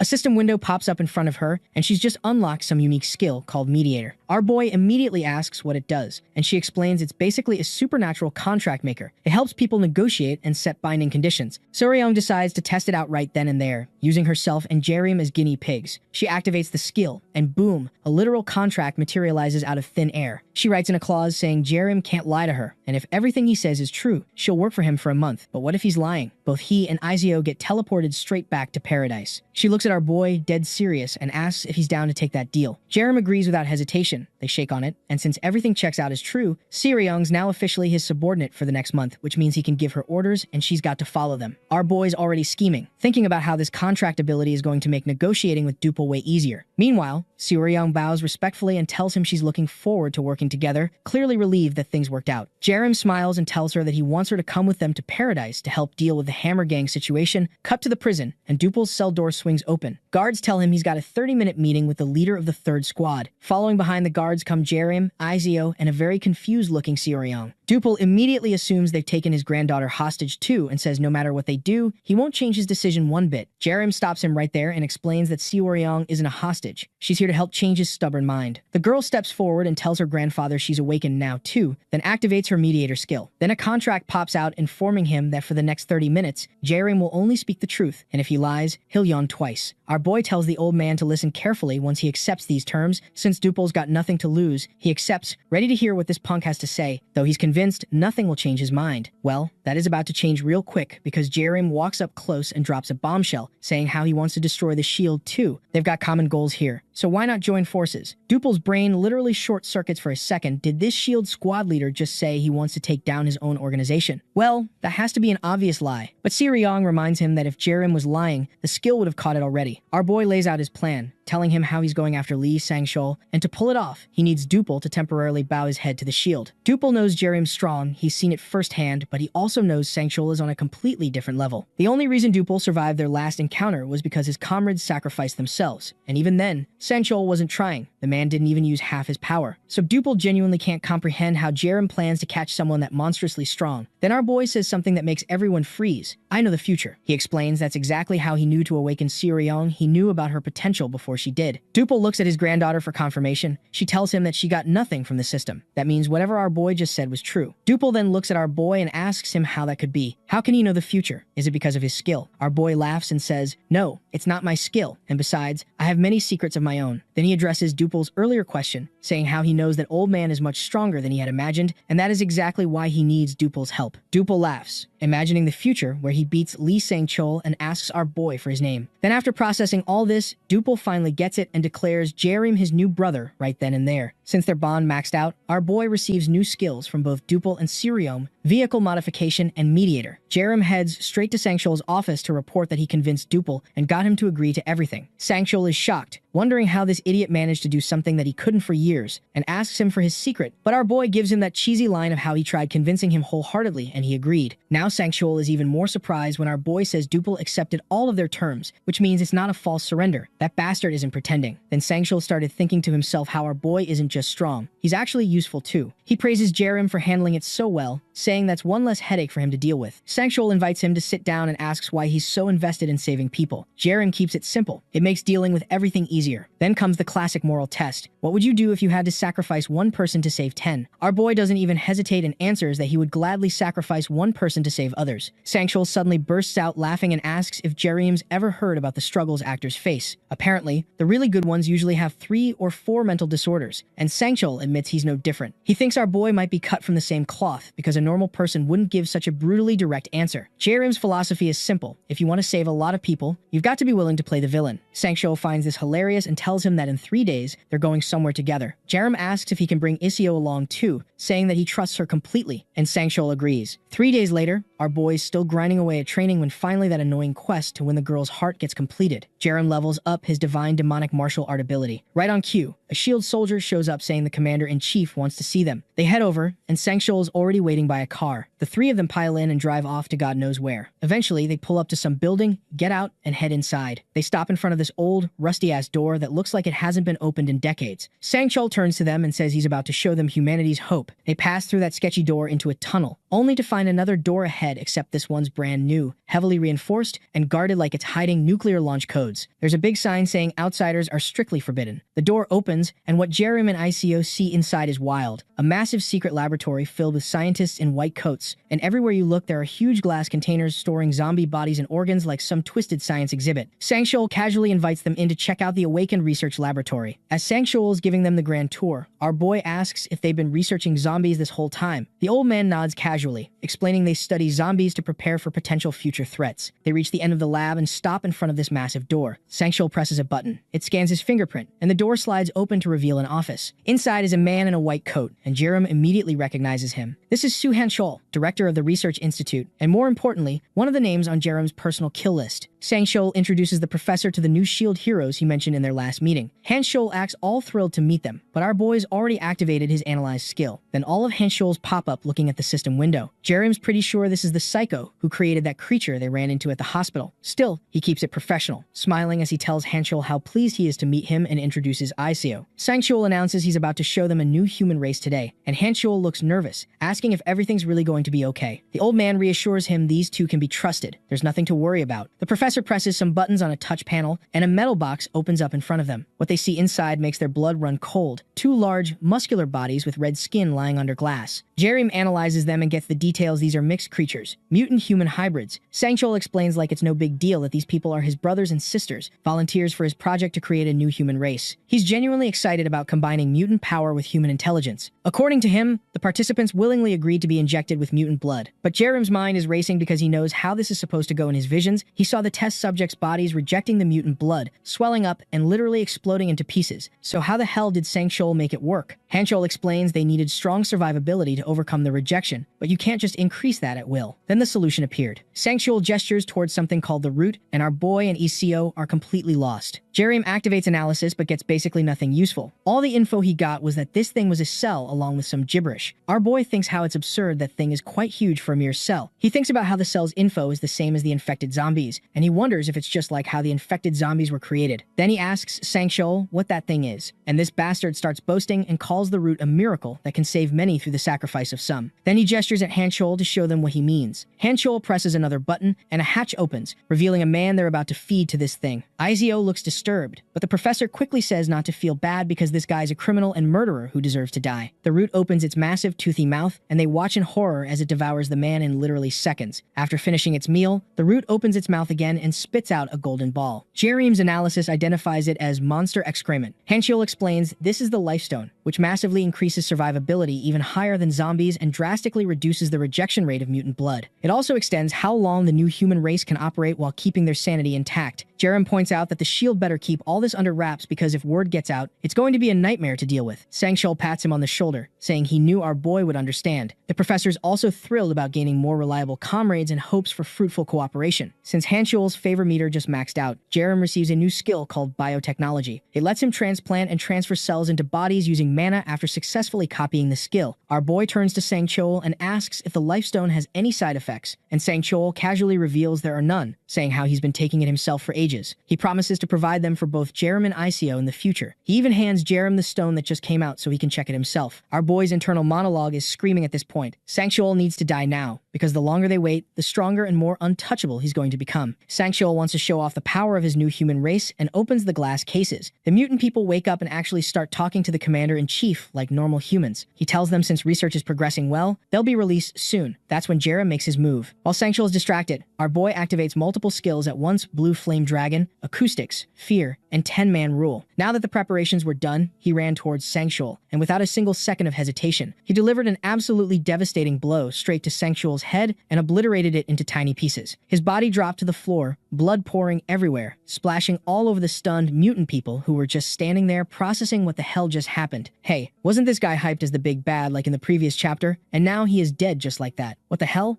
I thought it would take a few more chapters. After seeing Sangchul's body hit the floor, Hanchul immediately tries to make a run for it. Like, bro, really thought he could just casually walk away from all this mess like nothing happened. But nah, Izio's not about to let that happen, not on her watch. She catches up to him in seconds and activates Synthesis, blowing his head clean off. Meanwhile, Jerim's over here combining soul healing with fear and directs it at the human mutants charging at them. Icio rushes over and snaps both their necks like she's opening a bottle cap. After taking out both Sangchul and the professor, Jerim praises Icio for holding it together so well through all this chaos and asks if she managed to record their conversation. She confirms the recording's done, saying she got everything, but our boy tells her to snap a few more pictures before they head out. Gotta have that evidence to show the survivors what's really been going on here, you know? Can't just show up and be like, trust me, bro, the commander's evil. Just as they're about to check out the root creature, they hear something behind them. Both of them turn around, and what they see makes their hearts drop straight to their feet. Lee Sangchul's getting back up, except instead of his normal human head, a new monster's head starts growing from his neck. Now Sangchul's absolutely furious, screaming that he can't believe Jerim betrayed him and demanding to know why. Our boy doesn't even sugarcoat it. He straight up tells him, "You're disgusting and greedy." Jerim twists his chains, preparing for what's about to be one hell of a fight, especially since Sangchul just activated his skill and is now operating at 100 manpower, which, I'm assuming, is not good for our hero's health insurance premiums. Jerim activates analysis and manages to dodge Sangchul's first attack while landing a solid hit himself. Icio jumps in too, attacking the commander while he's off balance. But But even with his body torn to shreds, this bastard's still standing there confidently. Sangchul admits he's got way more than just 1 or 2 skills up his sleeve, and he's planning to kill Jerim in the most painful way imaginable. In the next second, his body fully regenerates, and his appearance warps even further into something that probably violates several laws of nature. He punches Izio so hard she goes flying, and then dozens of tentacles burst out of his shoulders. This man's turning into a hentai protagonist's worst nightmare. These things stretch toward Jerim, and our boy barely manages to block the rapid-fire attacks coming at him. Just then, backup arrives, soldiers thinking their chief is under attack or something. These poor souls get massacred in the next second by the very person they came to save. And folks, this bastard's enjoying it. He's literally toying with them, slicing through their shields and killing soldiers one by one. This psycho rips off one soldier's arm and just starts munching on it, right there, in front of everyone, and somehow gets even stronger from it. Watching this bastard absolutely toying with trained soldiers like they're NPCs, Jerim realizes this enemy is on a completely different level, so he does what any smart person would do when facing an op boss. He synthesizes 2 skills, analysis and biotechnology, creating a brand new ability called imitation. To make it work properly, he needs to strengthen it with a magic stone. Now he can analyze a target's body and copy their skills, though at this stage the analysis is only at 11%. Then things get uncomfortable real quick. Our boy's muscles start growing at an insane speed, and the pain is excruciating. The system window pops up, telling him he can speed up the analysis process with a sample. Jerim's eyes land on the torn pieces of Sangchul's flesh scattered around. With pure disgust written all over his face, he grabs a chunk of flesh, and immediately the analysis level jumps to 21%. So naturally, he starts frantically grabbing more pieces off the floor. After finishing his regeneration by devouring his own soldiers' corpses, this bastard starts dancing, saying how he is feeling better already. Sangchul heads straight for Jerim and asks him if he has got some last words after that. He attacks confidently, probably expecting an easy win like he's been getting this whole fight, but our boy just sidesteps his attack and counters with a punch. To his complete shock, the punch packs so much power that Sangchul's body literally got torn to pieces. Now standing there all busted, Sangchul says how our boy is quite amusing. Now our boy is all confident that he has got this fight in the bag. But here's where things go from bad to worse. This time, Sangchul decides to stop playing around and go all out. He activates his skill and goes straight for the 500 manpower, and his body mutates even more grotesquely. At this point, there's absolutely nothing human left about him. He's gone full Resident Evil final boss mode. Since Sangchul's body underwent such massive changes, Jerim's imitation triggers a second analysis, but it's still only at 13%. The pain coursing through our boy's body intensifies. The monster charges at Jerim with terrifying speed and lands a brutal hit as our boy flies straight to the wall. He appears behind him, claps his hands together, and sends him flying to the floor. At this point, Jerim was basically a punching bag for him. Sangchul unleashes a barrage of attacks. This bastard then lifts him by the neck, probably savoring what he thinks will be a slow, painful death for this traitor. Meanwhile, Izzo is watching it all, thinking how this is bad, like One Punch Man Season 3 level bad, and if this fight continues like this, our boy is done for. So Izzo is watching our boy get absolutely choked out and decides, yeah, nah, I'm not letting this happen. She jumps in from behind to get this bastard's attention off Jerim, and it works maybe a little too well. Sangchul straight up yeets Jerim across the room like he's taking out the trash and turns all his murder energy toward Iseo instead. She catches Jerim mid-flight and sets him down gently. Our boy's trying to warn her, saying this dude's dangerous, but Isio's like, yeah, no shit, but someone's gotta buy you time to figure something out. Now look, Isio's not stupid. She knows the math here. This mutant freak has the strength of 500 people, and she's just one very determined girl. So instead of trying to tank hits like some brain-dead berserker, she gets tactical about it. She's studying his movements, looking for openings, and exploiting weaknesses. Meanwhile, Jerim's just lying there watching her work, and his skill is literally leveling up from spectating. Isio lands this devastating hit on Sangchul, and chunks of his flesh go flying everywhere, and Jerim immediately sees his chance. He uses those flesh pieces to copy the mutant's abilities, and suddenly our boy's back on his feet looking refreshed. He stretches his hand toward the monster and just rips one of its eyes straight out of its body. After that, Jerim's body starts buffing itself at insane speed, like he just chugged 5 energy drinks and activated Super Saiyan mode. Our boy charges at Sangchul using the monster's own stolen strength, grabs him by the throat, the exact same way this bastard was choking him out just minutes ago, and returns the favor with interest. He strangles the mutant and slams him into the ground, but Jerim's not celebrating yet because that sweet victory notification hasn't popped up, so he walks over and crushes the thing's head with everything he's got. And finally, that beautiful defeat message appears. Since Jerim perfectly analyzed this powerful target, his body's ready to evolve. Then another system window pops up saying he unlocked a new skill, Restoration. Our boy rolls up his sleeves, and the wound on his hand just vanishes like it was never there. He's thinking to himself, wait, isn't this just Sangchul's ability? And he's pumped about it, saying how it's pretty sick. Just then, Isio walks over, asking if he's doing alright since he's been mumbling to himself like a crazy person. He says he's fine and asks about her, but instead of answering, she points at where Root was and asks him if that doesn't look kind of familiar. They turn around to check, and surprise, surprise, that coward dipped. Jerim's like, yeah, we're We're going after him. He and ICO jump straight into a hole in the floor without hesitation. They land in the sewers and start sprinting through these nasty-ass pipes hunting for the escaped monster. I'm talking ankle-deep water that you definitely don't want to think too hard about. Then suddenly, something explodes up ahead, and a bunch of rubble collapses, completely blocking their path. So they turn back. But on the way, Jerem notices one section of the pipe wall looks different from the rest. It's just off. He knocks on it and realizes it's hollow. He's wondering if it's a hidden room, and you already know what's coming. Our boy channels his inner Kool-Aid man and punches straight through the wall. And what do they find? A whole secret stash filled with red and orange magic stones. Jerem whips out his inventory system and starts vacuuming up every crystal in sight. Then he does something smart. He hands Izio 5 orange crystals right off the bat. Because he's not stupid. He knows without her, he would have been done. He sees her potential and tells her to use the stones and get stronger. Cut to Hyung Seok. This dude showed up at some sketchy meeting spot wondering why the hell Jerem and Izio called him to such a quiet location. He's nervous as hell because these two just raided the Awakened Lab, a place even he's only been to once, and that kind of move could flip the whole power structure upside down. Then the third squad's car rolls up, and Jerem and Izio step out casually. They announce they cleaned up the laboratory. Hyung Seok is confused for a second until it hits him. They didn't just clean it up. They wiped out everyone above him in the entire chain of command. Every single person. As he heard that, the dude broke out in a cold sweat. Jerem puts a hand on his shoulder and asks him, "Do you want to live?" Hyung Seok obviously says yes, because what else are you going to say when a guy who just soloed an entire evil laboratory asks you that, and Jerem's like, "Cool, let's make a deal then." He activates his contract skill, and the terms are brutally simple. Hyung Seok works for Jerem now, stays loyal forever, and if he breaks the agreement, he dies. Just obey or die. Now Hyung Seok is backed into a corner with exactly 0 options, so he takes the deal. Not like he had a choice anyway. Since Hyung Seok handles public relations, Jerem immediately puts him to work. He hands him a phone with a task: spin this information into a story that makes them look good. Cut to some time later. Hyung Seok gathers everyone in what looks like a big assembly and takes the stage with a major announcement about director Lee Sang-chul. The crowd are murmuring, confused about why they're here. Hyung Seok hits play on some audio, and people start freaking out at what they're hearing. Then he switches to video footage from inside the lab, showing all the horrific human experiments Sang-chul was running. The crowd is absolutely losing it. Hyung Seok announces that Sang-chul has been eliminated and introduces their new leader, who is going to be Jerem. Our boy steps onto the stage and addresses the survivors with some real talk. He tells them straight up, the Shield's time is ending. The organization's been getting weaker and weaker, and now it's completely fallen apart. There's no sugarcoating it. People are panicking, like, yo, but you're still here. You're the strongest member of the Shield. You'll protect us, won't you? But our boy casually drops the bomb that he has to return to where he came from. Before everyone starts rioting about being leaderless in an apocalypse, he's got an offer. He promises them 10 awakened fighters with actual skills, a fortified base, tons of supplies, and safe passage to a new paradise. Sounds too good to be true, right? Right on cue, a whole convoy of cars from the Hammer Gang rolls into the stadium. Dupel and his entire crew stand behind Jerem, ready to escort all these survivors to safety. The crowd goes absolutely wild, chanting Jerem's name. According to his reputation meter, his authority just skyrocketed into the stratosphere. The current manpower at his disposal is 320 people. And remembering how Sang-chul kicked his ass with only 200 manpower, our boy knows exactly how impressive that number is. Meanwhile, this mysterious dude is watching it all go down. He's thinking to himself how interesting it is that Lee Sang-chul is dead. Folks, this new guy's Han Wanwook, the 3rd deputy of the National Intelligence Service. And you just know this dude's about to complicate things. Cut to later, and there's a whole damn convoy rolling out. Trucks packed with people squeezed in the back like sardines. Jerem's thanking Dupel for the save, and Dupel's all humble, like, nah, man, it's the least I can do for my boss. Our boy does a double take. Boss? Wait, hold up, isn't that your thing? Dupel just grins and starts going off about how Jerem's the real deal, talking about how he's capable and generous and can literally see the future. So obviously, someone with cheat codes like that should be running the show. Before Jerem can even process what's happening, Dupel spins around to his gang and just drops it. Everyone, meet your new boss, Jerem. The whole gang erupts. They're hyped, pledging loyalty, welcoming their new leader, the works. And Jerem's just standing there like, I'm sorry. What? You're just giving me your entire gang. Right now, just like that, he's thanking them out loud, but in his head he's screaming, trying to figure out how he just speedrun his way to gang boss in like 5 minutes flat. So the convoy starts moving, everyone's vibing, when suddenly a whole horde of zombies shows up to ruin the party. Jerem's about to go full combat mode, but Dupel's like, relax, bro, we got this, and tells the Hammer Gang to handle it. These absolute psychos just floor it and start plowing through zombies. The people in the back are watching this zombie demolition derby going down, cheering as the gang turns mutants into street pancakes. The scene shifts, and they roll up to this massive settlement. Everyone's jaws just drop. They can't believe they're actually going to live here. The guards up top spot Jerem through binoculars, leading this whole parade, and immediately throw the gates open. Our boy walks in, and he literally cannot believe what he's seeing. This is supposed to be the same village. Like, yeah, he'd been getting update letters through Mong about how business was going, but nothing prepared him for this glow up. The place went from village to straight up city. Professor Choi comes sprinting over, all excited to see Jerem and Izio, and she's like, oh my god, let me show you around. So much has changed. First stop is the city security department, where they find Park Dalbong running combat drills. Izio spots his grandpa and immediately goes in for the wholesome reunion hug. Jerem's watching the training, thinking, damn, I could totally bring the Hammer Gang boys here too. He asks the old man if he'd mind training his juniors. Gramps lights up, asking if those guys know how to fight. Our boy's like, of course they do. You're going to have a blast teaching them. Choi's ready to keep the tour going, but Isio wants to stay and hang with Grandpa, so now it's just the two of them. Next up is the intelligence department run by Kim, and apparently every scout gets their own pet mouse now, which honestly seems random as hell, but whatever. Suddenly, one of the mice starts freaking out, and a soldier announces they've got a threat signal from Zona 3. The agent relays the report and then gives the mouse a salute, addresses him as Agent Henry. Then Professor Kim shows up with his whole animal squad, and they're all pumped to see Jerem back. Our boy points at the guards, asking what's up with them. Kim explains they're his new recruits working with the rats he tamed. These little guys collect intel, but doing it manually takes forever. So Jerem's like, why don't we just radio it? Cut the time down, and the blonde dude starts praising him like he just solved world hunger, going on about how he expected nothing less and he'll get started right away. The tour continues to the Ministry of Construction with the old man, and after that they hit up like 50 other departments. Eventually, they reach the district center, and dead center in the square, there's a whole statue of Jerem. My man's got a monument and everything. Our boy's jaw drops. He asks Choi what the hell that is, and she's all casual, like, great people should have statues. It's good to have a symbol that represents the city and the normals, just like that. Then she keeps walking. Choi's still showing him around when a soldier comes running up out of breath with urgent news. Apparently, some people rolled up to the settlement claiming they're from the NIA, the National Intelligence Agency. Even though the guards stopped them at the entrance, these guys just walk right past like they own the place. The one in the middle steps forward. He introduces himself as Han Wonwook, former deputy director of the NIA, politely asks Jerem if he's got a minute because he needs to discuss something important. So our boy immediately activates his analysis skill on this dude, and boom, all his stats pop up like he's checking someone's LinkedIn. This guy's 35 years old and has some ability called Farsight. Jerem suggests they move somewhere more private to talk, and as he's walking away, Han's already signaling his men to stay on high alert because trust is a luxury nobody can afford anymore. Cut to them sitting across from each other in this reception room, and Han asks our boy, so do you not trust the government? Jerem says how it'd be pretty weird to say anything nice about the same bastards who abandoned everyone the second zombies showed up, packing their bags and moving the entire administration to Jeju Island. Han agrees completely. He thinks the government's useless. According to him, the people in power only care about saving their own asses, and to make things worse, they've gotten obsessed with religious cults. Then he asks if Jerem's heard anything about the immortal cult, and our boy immediately gets the chills because yeah, he knows about those absolute lunatics who literally worship zombies. The scene cuts to one of their ceremonies, and this cult leader bastard is doing his usual theatrics, screaming about how the great immortals are furious and asking the crowd what they should do. The brainwashed masses start chanting, "Follow the immortals." Once he's got them all hyped up, he gives the signal, and the guards unleash zombies on 3 people chained up in front of everyone. The crowd's cheering as these poor souls get bitten and turn into monsters. Back at the base, Jerem asks Han if Myungho is Choi Myungho. Han is surprised our boy already knows about him, and then he hands over his phone, explaining that some people think Choi's an awakened with a unique skill. He somehow controls zombies. Han starts telling the origin story. Choi first showed up on day 30 of the zombie apocalypse, just casually appearing in the middle of a forest where people were running for their lives from monsters. This madman starts talking to the zombies like he's the zombie whisperer, saying, "In the name of the Lord, follow me." And the zombies actually stop chasing people. Choi then turns to the crowd and tells them to follow him and believe in the immortals, promising they'll be blessed by God. Within a single month, the entire province fell under cult control. They moved so fast that even the president was shocked. The president actually ordered Wonwook to set up a meeting with Choi, ignoring all the warnings from the deputy director of intelligence, because he wanted to use Myung-ho to retake the mainland. Han lowers his head, looking exhausted as hell, and admits he's sick of everything, especially the cult's drug. He shows Jerem a vial of liquid that cult members inject into their bodies on Choi's orders. Our boy immediately uses his analysis skill and discovers it's a nutrient solution made from vengeful spirits. The stuff is addictive, boosts physical abilities, and looks suspiciously similar to the roots he saw back in that laboratory. According to Wonwook, the government eventually got absorbed by the immortal cult too. When Jerem suggests maybe the cult isn't so bad since they're saving people and dealing with an income-park government, Han shuts that down hard, saying that he had used his clairvoyant ability on the drug and discovered that this drug is made out of humans. So Han asks Jerem to help him take down the immortal cult, and in exchange, he'll give him valuable intel. He explains that as settlements grow, food becomes a huge problem. On the map he shows, there's a military unit in a specific area, and they've got an awakened with food-related skills. According to Wonwook, only a handful of military personnel know about this because they're hiding the awakened's existence. Han doesn't mind if Jerem and his crew take down this unit. They're known for doing shady shit anyway. As a show of trust, Wonwook drops another piece of intel that only he knows about. He tells Jerem about this insane place where there are crazy bastards who love fighting. They call themselves gamers and treat real life like it's a video game, throwing themselves into battles without caring if they live or die. They're small guild members, but they're ridiculously strong. Among them is this guy named Mok Cheol, who goes by the nickname Hercules. When Jerem asks if Han's tried contacting these players, Han replies that the government is not interested in them because these guys are just doing their own thing. Our boy extends his hand to Wonwook and thanks him for the valuable information. Both of them are looking forward to working together, and Han asks Jerem for one more favor. Once they step outside in front of Wonwook's escorts, Jerem acts all casual and says he'll think about Han's proposal. One of Han's colleagues asks what they talked about, and Han replies that he offered Jerem a government job. Han tells Agent Seok that there is no need for him to be suspicious, as there's nothing else Han could have discussed with Jerem, and the guy bought the story, saying how it makes sense since they had come here so abruptly. Wonwook's relieved he managed to deceive Agent Seok, but he knows from now on he needs to be way more careful. After seeing them off, Jerem immediately asks his scouts for intel on that military camp Han told him about and told him to call the guys in his mind. Our boy is thinking about how he has to act immediately and deal with the military in the city. Cut to some time later, and one of Jerem's guys shows up with the report he asked for. According to the intel, the people running this camp are absolute scumbags. The armed forces has 3,000 men and 3 tank battalions. ICO says how it could be troublesome, but nah. But our boy's got all the info he needs. Putting the report back on the table, he says, what good would the tanks do if they can't even use them? The scene shifts to military city, and the guards at the camp are feeling completely bored when a motorcycle suddenly appears, looking confused as hell about how it got past the barrier on the road. He told them to stop and reveal their identity and the usual stuff, but our boy uses his discounted Conqueror's haki, and the weaker soldiers are already on the ground. The sergeant runs out all terrified, clutching his head, saying how these guys are ridiculously strong awakened. Our boy casually offers them a choice: surrender if you value your lives. And this sergeant immediately drops to his knees and gives up right there. As Jerem and ICO enter the territory, the sergeant is frantically calling for backup on the radio, asking for the entire platoon to help. When they reach the main building, the military's already waiting for them. The commander sees 2 people approaching and literally cannot believe his men were told to surrender to just 2 people. His assistant's like, bro, be careful. They look like awakened, but the commander's got that main character syndrome going on. He tells Jerem and ICO that if they surrender right now and become loyal to him, he'll spare them. Our boy shouts back that he's heard about all their atrocities and he's here to kill them all. The soldiers open fire, but Jerem and ICO rush forward so fast the bullets literally can't touch them. Seeing this, the soldiers are absolutely losing it. Their weapons are useless against these 2. Then ICO jumps at one of the tanks and straight up destroys it. Well, girl, it only looks cool when a raging green monster does it. Cut to a few moments later, and the duo had casually destroyed all the tanks. As the fatty was freaking out, our boy straight up jumps to the platform and grabs the commander by the throat and asks if he's got any last words. This desperate bastard snatches a pistol from his belt, puts it right to Jerem's head, and fires, but the bullets bounce off our boy without doing a damn thing. Seeing how easily Jerem handled their general, the rest of the soldiers immediately threw their hands up and surrendered. Now that the cleanup was done, the duo gathered everyone, and our boy asked about the farmer dude they had come here to find. The soldiers asked him if he was talking about the special awakened who was supposedly at the camp. Then we cut to a flashback to 2 months ago. Turns out 2 months ago, the soldiers went to this elder asking for help because people were starving. The old man gave them food, but the commander was such a piece of shit that he only distributed tiny portions to the residents. When the elder tried to call him out on it, the general had him captured. After finding out where they're keeping this guy, Jerem heads to the food warehouse and meets the elder. And holy cow, this dude is really something else. He has this whole house filled with supplies and is right now carrying 2 juicy melons. The old man spots our boy and asks him who he is. Right then, our boy uses his analyzing skill and learns this guy is named I am Jungwon, 71 years old, an F-rank farmer. Jerem introduces himself and tells the old man he's got nothing to worry about anymore because the general who imprisoned him is dead. Jungwon is kind of skeptical and asks him if that's really the truth. Just then 2 of the soldiers chime in and tell the old man that our boy is telling the truth. Hearing this, the elder was absolutely overjoyed, so much so that he dropped the juicy melons to the ground and thanked our boy, saying how he did something that he himself wanted to do for a long time now. Because our boy had completed his revenge, he immediately earned the old man's favor. Jerem didn't waste a single second and copied his skill immediately. One thing is done, now it's time for the second. Our boy is thinking about how he absolutely needs to recruit the old man for his city and asks him if he will come and help him. As the old man heard those words, it triggered his PTSD. He immediately remembered his conversation with the fatty and how he too was all sweet when he wanted his help. So the old man gives our boy a look, his face full of disgust, and refuses his offer. So Jerem asks him if it's because of what the fat bastard did to him. The old man sighs and says yes, that incident does play a role in his decision. Plus now he doesn't want to trust anyone in power, so our boy tells him to at least visit their village before making making his decision and promises he can leave whenever he wants if he doesn't like it. After his talk with the old man, the Hammer Gang shows up at the camp to help with the transfer. After he was done intimidating the soldiers, he turned to our boy and asked him for a favor, and our boy was like, "What kind of favor?" So Dupel took him to see the tanks and immediately asked if he could take them and said how. If he remodeled them a bit, it'd greatly increase their strength and firepower. Hearing this, our boy thinks to himself for a moment and goes, "Hell yeah," because if Dupel uses his skill on them, they could be seriously useful. He gives Dupel a thumbs up, and Dupel immediately activates his ability. The discounted Optimus Prime shows up, and then he extends his hand and starts his remodeling with the tanks. In the next second, a scene straight out of Power Rangers appears. The parts of the tanks start assembling like maggots, the transformation completes, and this sick-looking mecha robot is finally done. Seeing it all, the boys were hyped and ran to our boy and asked him if they could upgrade their machines too. Dupel pointed at the remaining tanks and asked Jerem if he could use them as well. Our boy was about to think about it, but the way the other members were looking at him immediately gave the go-ahead, and after getting the green light, Dupel improved all of the Hammer Gang's vehicles. Cut to some time later, and the whole convoy heads back to the village. Seeing how everyone greets Jerem in the city, the old man realizes our boy's way better than he initially thought. Smiling, the elder apologizes for doubting him and asks to join the community. The old man goes to inspect the fields where soldiers are planting something. He approaches them, activates his skill, and right in front of everyone's eyes, a whole field of corn grows instantly. The soldiers start celebrating, saying how now they don't have to worry about food anymore. Looking at the miracle, Choi praises Jerem for a job well done since now all the villagers will be fed. She thinks it's time to give their settlement a proper name. Bad call, girl. This dude has the same naming sense as Sung Jinwoo, so after racking his brain for quite a while, he says, since our goal is to unite all the humans in the world, how about we call it Human Unite? And without wasting a moment, he whips out a logo, and everything Choi looks at, thinking to herself, why did I ask this idiot for the name? Now that all the urgent matters are handled, Jerem decides to boost his skills with the gems he's collected. For a whole week, our boy studies with experts to level up his abilities. The first stop was Old Man Youngchun. Jerem learned architecture from him, then he learned about animal behavior from Professor Kim, then mental care, cooking, acoustics, medicine, and even about magical girls, and just like that, one whole week passed. Our boy had leveled up all of his skills to D rank and was now celebrating. Just then, Choi walks in. So naturally, our boy shares the good news with Choi, and she's got news for him too. After capturing the military camp, a bunch of new survivors showed up at the village, and among them are a couple of awakened ones. Choi gives Jerem a list of the newcomers, and our boy checks out what skills he can potentially steal from them. The first two are a blacksmith and a designer who can create various items with their abilities. Jerem analyzes the objects. They brought a sharp knife with enhanced cutting and some durable armor with reinforced protection. There's also a thief on the list, and according to Choi, his skill is that he's really good at digging. After learning the thief's ability is apparently amazing at this, Jerem decides he could help them build an underground city. Man's already thinking 3 steps ahead. Just then, a soldier enters the office with a report. Our boy immediately starts reading it, and it's about the place our boy saw in his 99th nightmare. Jerem looks through the photos from the intelligence department and finds out there are about 30,000 high-level mutants there. Choi asks him if he is really going to fight those things. He nods, saying how it's time to start targeting big cities. Plus, they can't keep ignoring that bastard forever. Then he told Choi to call for a department leaders meeting. Now they'll capture the big cities. When Jerem gathers everyone at the meeting, he informs the leaders of his plans and adds that this time he's taking the guards with him. Dupel grins, saying how he has been itching to kick some zombie butts for some time now. Then he asks Blondie about the spies and if he's got some info that could help him. Professor Kim mentions that the spies he sent to scout the destination looked everywhere, but never managed to spot the huge monster Jerem was talking about. Our boy knows the mutant's hard to find because it didn't show itself until the attack in Nightmare 99. So they've got no choice but to go there themselves and wing it. So he told Kim to look for the survivor in the meantime. Blondie was like, I already knew you were going to say that, so I already planned it all. Professor Kim pulls out a map that has marked out areas where survivors can be found. Our boy then turned to Old Man Youngchun, saying how if they take over the city, there will be more survivors. So can he take care of it? Old Man Youngchun promises to do everything possible to handle reconstruction so they can resettle all the people they rescue. Then he asks Choi how many days it would take them if they plan to attack now. According to Choi, they've got weapons and armor ready. There's just small prep work left that'll take 1 day, so the attack's scheduled for tomorrow. As Jerem's leaving the office, a soldier approaches him, saying the heads of the production department are looking for him. Our boy heads to a meeting with blacksmith Poonkang and clothing designer Myung Suk, who's super excited to finally meet the leader. After the introductions were done, the pink head said that she heard that there is going to be fighting tomorrow. Our boy nodded and said, that's right. Then she got super hyped, saying if that's the case, they are not going to stand still, and said how she and the blacksmith are going to make weapons and armor for tomorrow's campaign. Poonkang asks the leader to show him his weapon, and our boy hands over his chains. After taking them and promising to return them tomorrow, the quiet blacksmith leaves. Myung-suk asks Jarim to follow her. The chatty and cheerful designer takes measurements from our boy, showering him with compliments and promising to make the perfect outfit for him. The next day, Pong Kang and Ma Young-suk show up at Jarim's office, and as promised, they manage to prepare everything on time. Ma Young-suk hands over the stuff to our boy, and he immediately uses his analyzing skill on it, and then info pops up informing him that the jacket was made up of a high-end leather with a footnote that it was made by someone with serious skill. To his surprise, the suit can increase mana, adjust movements, and give insane strength. According to Ma Young-suk, it took 3 magical orange stones to create this outfit. Then Poon Kang hands him the chain, and he immediately uses Analyze on it too. A system window pops up, telling him that the chain has been modified by an expert and now its functions have greatly improved, and the blacksmith added a new powerful explosion capability. Our boy's basically got designer drip and explosive chains now. He's ready. After gathering everyone, Jarim heads out to the soldiers who are already prepared to show the monsters what humanity's made of. On the way to their destination, intelligence reports to Dupel that a huge crowd of zombies has appeared on their route. Dupel informs the army and orders them to eat the snack prepared by an expert to boost their stats. They open fire and run over monsters with their new improved vehicles, because subtlety is clearly not the plan here. Meanwhile, at the same time inside the city of Chuncheon, the zombies were chilling when the boss showed up all angry, entered the city, and was now getting out of the vehicles, and scout mice ran up to them, reporting that zombies are advancing from all sides. Sitting behind the wheel of his robot tank, Dupel orders them to prepare for battle. Jarim tells the soldiers not to be afraid and announces he'll personally lead them into battle. He whips out his chain and activates the explosive skill. The chain unlinks and goes in all directions, killing the monster just like that first wave was done on the back. The big monsters were all pissed off while our boy called his chain back. Seeing this, the whole army was hyped. They were chanting his name. The zombies charged at the army, and Jarim ordered everyone to attack too. Then he himself charges straight at the biggest mutant bastard on the field, activates his skills, and just casually dumps 700 people's worth of power into one swing. The whole army's standing there like, did he really just one-shot that thing? Because yeah, he absolutely did. Made it look stupid easy too. Even our boy was surprised. He looked at his gear and thought to himself, holy hell, just how strong these things have become. Now there's this whole mob of mutants rolling toward him, so Jarim figures it's time to use his weapon's explosive ability. He attacks with his chain, and just like before, the chain unlinked and shot forward and killed all the monsters in sight after he was done. Monster corpses were everywhere. Then Dupel's army came up for the assist and cleaned up the rest with non-stop gunfire. Dupel was eager to use his new robot, so he too joined in on the fun. One monster tried to sneak past, but nah, not on ICO's watch. She scooped in and gave the bastard a hard knee, and the foot soldiers too went on absolutely demolishing these bastards. Watching his soldiers actually hold their own, Jarim's now sure that they've got this in the bag, so he decided to focus on the boss. He swings his chain at the mutant elephant, smacks a green magic stone right out of its forehead, and that's game over. Our boy quickly put that crystal in his bag and then took a quick look around the battlefield and went to Dupel to ask for the army's condition. Dupel told him that a few soldiers took some hits, nothing major, but they need a breather before moving on. Our boy was like, okay, makes sense. So he quickly activates his wooden structure skill to shield them from any surprise attacks, lines up the wounded in front of him, and hits them with a heal. After they rest, grab some food, and get their energy back, our boy starts briefing them. He points at a point on the map and tells them how they are getting closer to their goal, and if things go smoothly like this, they'll be there in an hour. Dupel asks him if they go to the place our boy was pointing, will they meet the monster he had told them about? And ICO and Dupel are already hyped, saying how the monsters they met earlier were too weak even for a warm-up. Our boy laughs and tells them to relax, saying how the worst is already past. After the group rested, they went out with a bang, tanks rolling and turning the monsters into roadkill. When they reach the spot, Jarim's staring at this crack in the ground, the same one from his nightmare, where the monster crawled out. They don't wait long. Soon enough, the thing surfaces, and Jarim recognizes it immediately. It's the root they missed back at that awakened lab. Everyone's frozen because what they're seeing makes zero sense. The root's appendages are fighting each other, literally eating their own flesh. After watching this freaky self-cannibalism show for a bit, the monster just drops dead, and this blue magic stone rolls out. Jarim's about to grab it when Root shoots out its tentacles toward the stone. Our boy activates the blue flame dragon ability and slashes at it, but this thing's way stronger than he expected. He powers up with the strength of 700 people, then throws up a wooden structure that tries to strangle the root by wrapping around it. Realizing this is just round one of a long-ass war, Jarim orders everyone to juice themselves up with magic stones so they can keep fighting. They take over this city that's been under siege, and Jarim's army starts helping survivors by feeding, healing, and giving them items of daily necessity and finally making sure that they make it to the settlement. 10 days pass like this, moving forward, destroying monsters, and saving people. On day 11, the recon squad reports back, saying there are no more monsters left in the city. The soldiers are hyped and happy that this dreadful war is really over, and they won it without even losing a single soldier, so they start celebrating. But our boy claps his hands, activates one of his skills and tells the soldiers not to celebrate this early, as there are still many soldiers in Gangwon province who are suffering and they'll have to save them. Seeing how their leader is concerned about some random strangers, the soldiers start chanting his name, saying how they'll follow our boy to the depth of hell if they have to. Cut to days later, and after capturing the city, they split the military forces and sent them in all directions. Magic stones are flooding in now, so the army's leveling up fast. In just 1 month, the Union of Humanity manages to capture almost the entire district. When they take the last town in the county, Jerem gives this whole speech, bows, and thanks the soldiers for their service. Just then, Dupel chimes in, saying how everyone gave their all over the past few months, so Jerem should throw in a feast to celebrate this victory and their hard work. And our boy is like, of course, when we get back, I'll use all the alcohol and meat I got. Hearing about the feast, all of the soldiers went crazy chanting our boy's name. But just then a notification popped up with some wild news. Jerem is declared the winner and gets 2 rewards. He can now freely organize territory within the reclaimed province. Plus, he unlocks this new skill called choice and concentration. Back home, Jerem keeps his word. The soldiers get their feast right in the Union of Humanity Square. Choi walks into his office, trying to hand him a drink, but he's too busy thinking about his new skill. Pick and focus can boost 3 chosen skills for 3 hours, but the catch is all his other skills, except special ones get locked out. He decides to upgrade Divine Demonic Martial Art, Acoustics, and Rule by 1 rank each. Jerem asks Choi if she found out anything about Root. The researchers came up empty. According to the professor, this root might be from the spirit world. Choi says she might be able to dig up more info using the crystal's amplifying power. She wants to try reading the memories from those cells, but she knows it's risky as hell. Looking at memories from strong creatures can seriously mess you up, and she asks our boy if he really wants to do that. She even adds that she would strongly advise against it, but Jerem decides to take the risk anyway. If they want to beat this enemy, they need intel, and they need it now. And they told Choi to take him to the lab sometime later, and they're standing in front of the root cell when Choi takes his hand and reaches out toward the monster, activating memory reading.